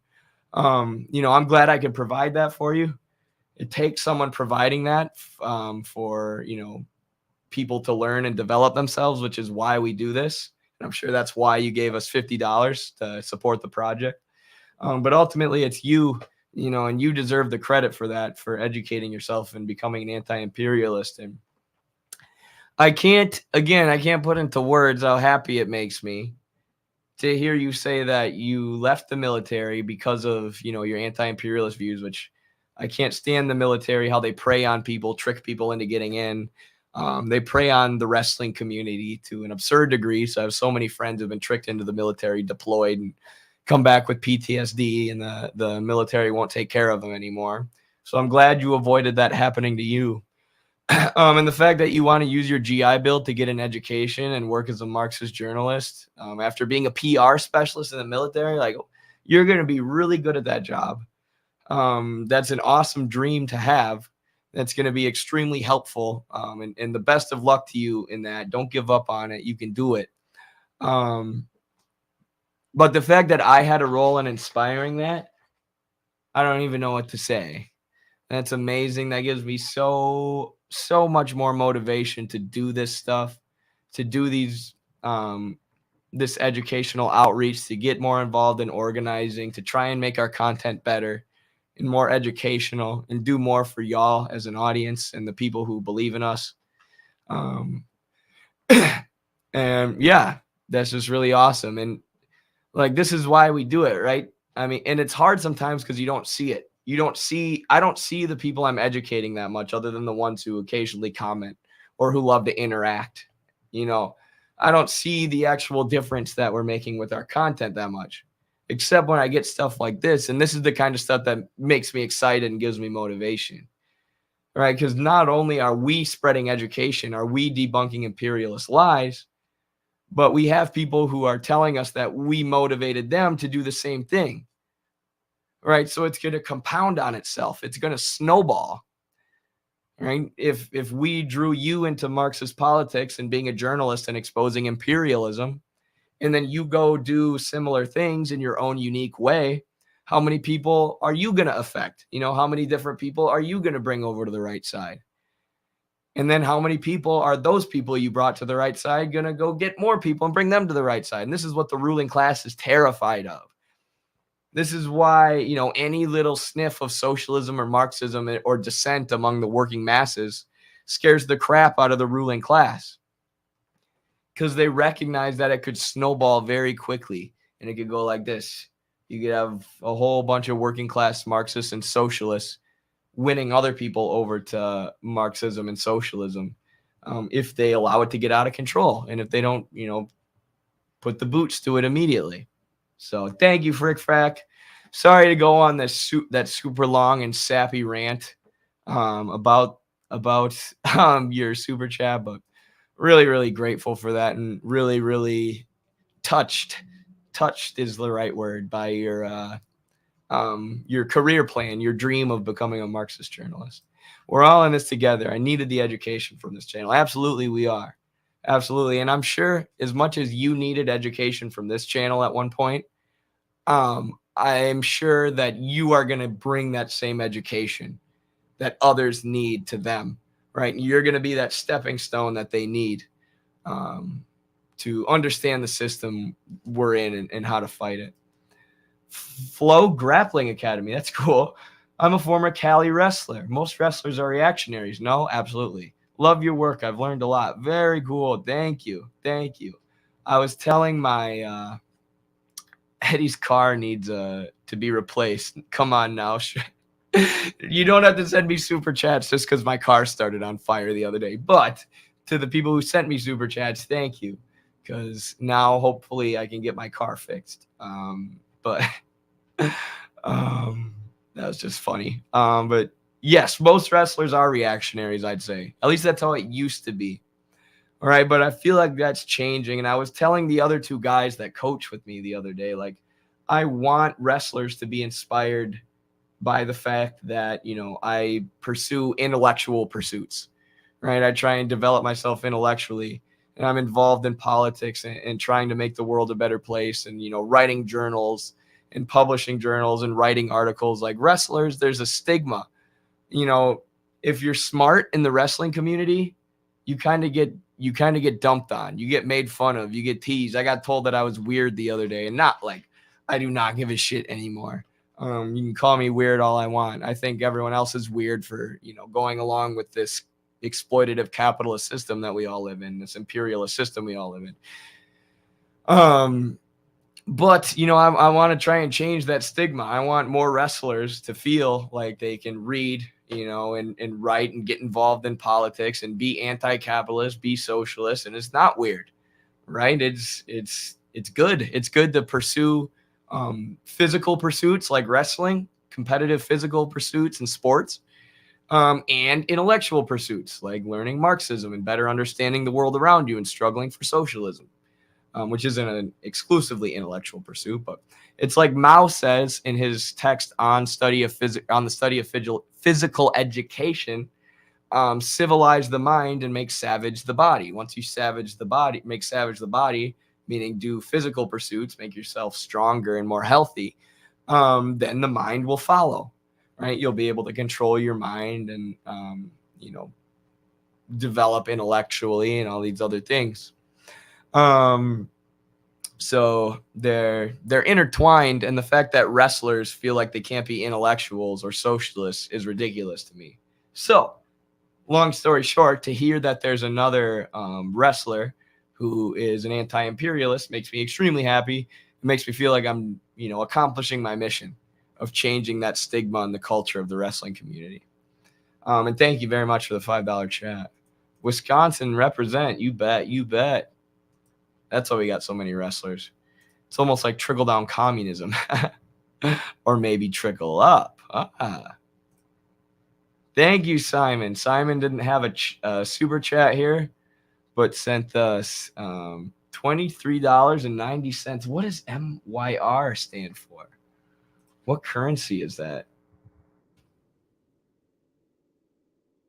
Thank you very much. The Malaysian ringgit? So Simon is from Malaysia. Wow. What a trio of super chats we just got there. We got the $50 super chat from Frick Frack, who left the military and now wants to be a Marxist journalist. We got the super chat from an anti-imperialist wrestler who's no longer, or I don't know if they were ever a reactionary, but they're combating the reactionary tendencies that exist in the wrestling community, I guess. And now we have someone from Malaysia sending us $24. So thank you very much, all of you. I promise to use your super chats to advance and further the project, advance and further the education of the working class and the struggle for socialism. I can't breathe. I think Jeff Munson's a communist, former wrestler and MMA participant. Yeah, he lives in the Donbass now. He's like fighting in the Donbass war, I believe, against the U.S. imperialists. Just freaking crazy.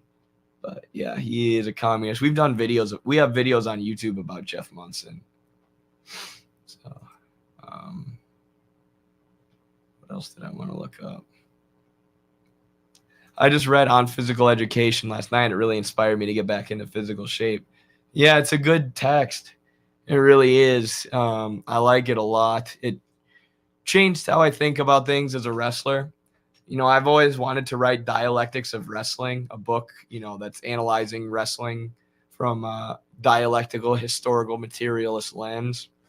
And On Physical Education would definitely have to be a basis in that book, or a huge part of the theoretical basis that I would need to analyze wrestling, because Mao talks about, the role that physical pursuits and taking care of your body and developing yourself physically plays, and how it connects to intellectual development. So, yeah, it's good motivation to get back in shape. Read what? A Study of Physical Education by Mao. Frick Frag is a war criminal? No, don't even say that. The troops who got manipulated into joining the military are not all war criminals, and especially not the ones who developed Marxist anti-imperialist views and left the military to be an anti-imperialist journalist. That is not who we should be throwing our anger at or labeling as a war criminal. Eddie, just know you're changing lives, bro. You're a real G, I swear to God. Well, thank you very much. I really appreciate that. You're too kind, but I don't know. That's why I don't want to be like a self-help guru, right? I don't want to act like that, right? But I think people are drawn to like Jordan Peterson, or even worse, like Andrew Tate, these misogynistic masculine figures, because there is, there's a gap of that. You know, there's people are struggling living under this system, this capitalist system. Young boys and young men, the suicide rates are getting really high. We're isolated. We're fed really crappy, unhealthy food, you know, and a lot of people are turning to like Andrew Tate or Jordan Peterson for self-help, you know, and to the extent that Jordan Peterson does help people like to clean their room and kind of get their life in order and get more control over their life and live a more fulfilling life, you know, that stuff is good. But Peterson also says you just need to get your own life in order and you can't criticize the system, which is ridiculous. You know, we should have a system that allows human flourishing, right? And that helps people develop themselves and get their lives in order and clean their rooms. You know, you could get your own life in order while criticizing the system and struggling for a new one. So, you know, sometimes I like to talk about wrestling and sometimes I like to talk about Mao's on physical education, you know, so I can try and sort of fill that void for some people of, you know, individual personal self-help, like develop yourself intellectually and physically and try and eat healthy and just try and do your best and understand that the system is rigged, the system's exploitative. And, you know, our main goal should be to struggle against the system and change it, you know, but I can still take care of my own body. I can still take care of my own physical and mental health. I can still develop myself and, you know, do things that are fulfilling as an end in themselves. And I can still be, you know, quote unquote masculine, honestly, and do things like wrestling and be tough or whatever, or be a jock while also being a socialist and an intellectual and loving to read. Yeah. So sometimes I try and talk about that stuff to kind of try and fill or trying to take that market from Jordan Peterson, that self-help market, or reach young people who would otherwise be lured into Peterson's ideology. Or like even Andrew Tate or red pill type weirdos. So I know some people don't like that, or some people don't relate to that kind of content, or it's, you know, some people are like, whatever, I don't need self-help from this random kid in Iowa. Makes perfect sense. And definitely don't blame people like that. But that is, you know, I'd be lying if I said I didn't try and do that a little bit. Help young people develop themselves and give them some guidance for personal development. Liberation psychology. I'll have to read that. Got to run. Solidarity, Eddie. See you later. I'm going to head out here in a sec because my voice is dying. And I was going to react to a Vouch video with Luke Thomas, who's an MMA commentator. But I'll save that for later because my voice can't do it. Hate Andrew Tate. He's making young men dumber. I agree. And he's a sex trafficker. All right, y'all. Oh, sorry. I kind of want to read this quick. Then I'll leave. I'm not going to say anything about this comment because I don't want to start a shitstorm on Twitter, but I think it's kind of accurate.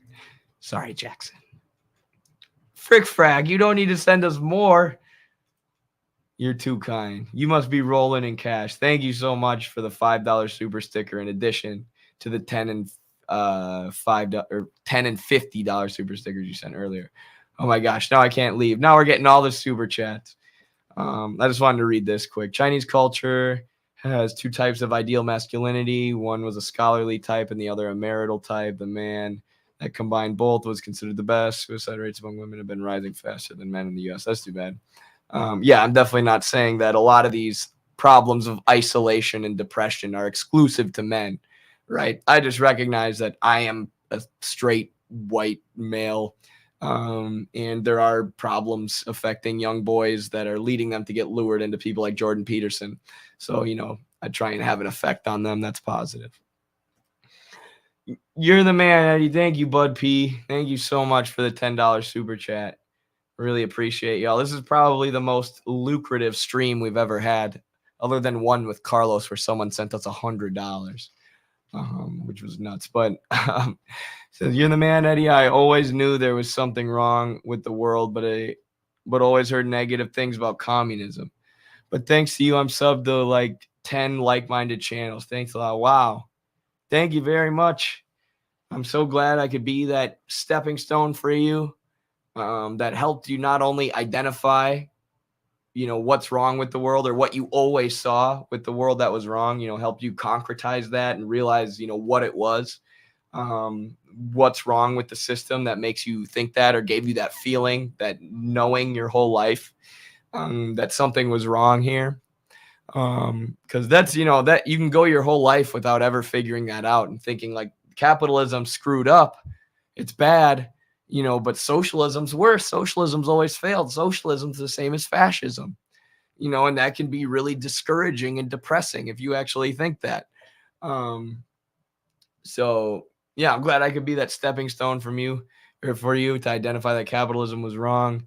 And I'm glad you're continuing your intellectual development by following a bunch of like-minded channels. Let's struggle for a better world together. All us people who always knew something was wrong with the system. Let's continue to figure out how the system works and how we can defeat it and continue working to do that. Communism will win. Absolutely. Someone said that. Communism will win. Thank you, Eddie. There you go. Someone else said communism will win. You bet, Clint. You bet it will. And thank you for the super chat. Thank you so very much. Y'all are the best. We have the best comrades in the world. Midwestern Marx is growing. We're building a strong base of support. Y'all watching the stream and sending us super chats, y'all are our base of support. Because of you, Midwestern Marx is what it is. Because of you, Midwestern Marx is growing. And because of that, we're reaching more and more people with theoretical education and with strategies on how to organize. So we're only going to continue to grow. We're only going to continue to get more and more workers organized and educated. And it's not because of me, right? I'm just a product of the material conditions. I'm a product of capitalism's decay. Carlos and I are, and this project is, and capitalism is going to push more and more people into socialism like us. But y'all are what really make our institute worth something. And y'all are what really give people hope for the future. And, I guess all of us struggling collectively is the only thing that can change the system and bring about socialism. So much love, everyone. Looking like an old out of shape man next to Eddie made me start getting back in shape. You're in good shape, Noah. You're not out of shape at all. I mean, maybe out of shape, but you're not like way overweight or super unhealthy, unless you're just hiding it from me and Carlos. I appreciate you, Kratchovic. Glad you're here with us. Definitely. Much love, Noah. All right, I have to head out, everyone. I got practice in a little bit, and my voice is still gone. Next stream, my voice will be back. I'm going to plan a hell of a stream because we got so many super chats this stream. I feel obligated to give y'all a great show. I'll also cut this stream up into clips. You can go to Twitch and select, or you can make highlights or make clips, and then I can see that, and it'll show me which part of the streams you liked. So I can then cut that into a video, upload it on YouTube and on Twitch as a highlight. I think that's all I got. Much love, everybody. I think this was a great conversation today, as Sean Moon says. Thanks to all the super chatters. Thanks to the mods. We'll see you next time. Solidarity.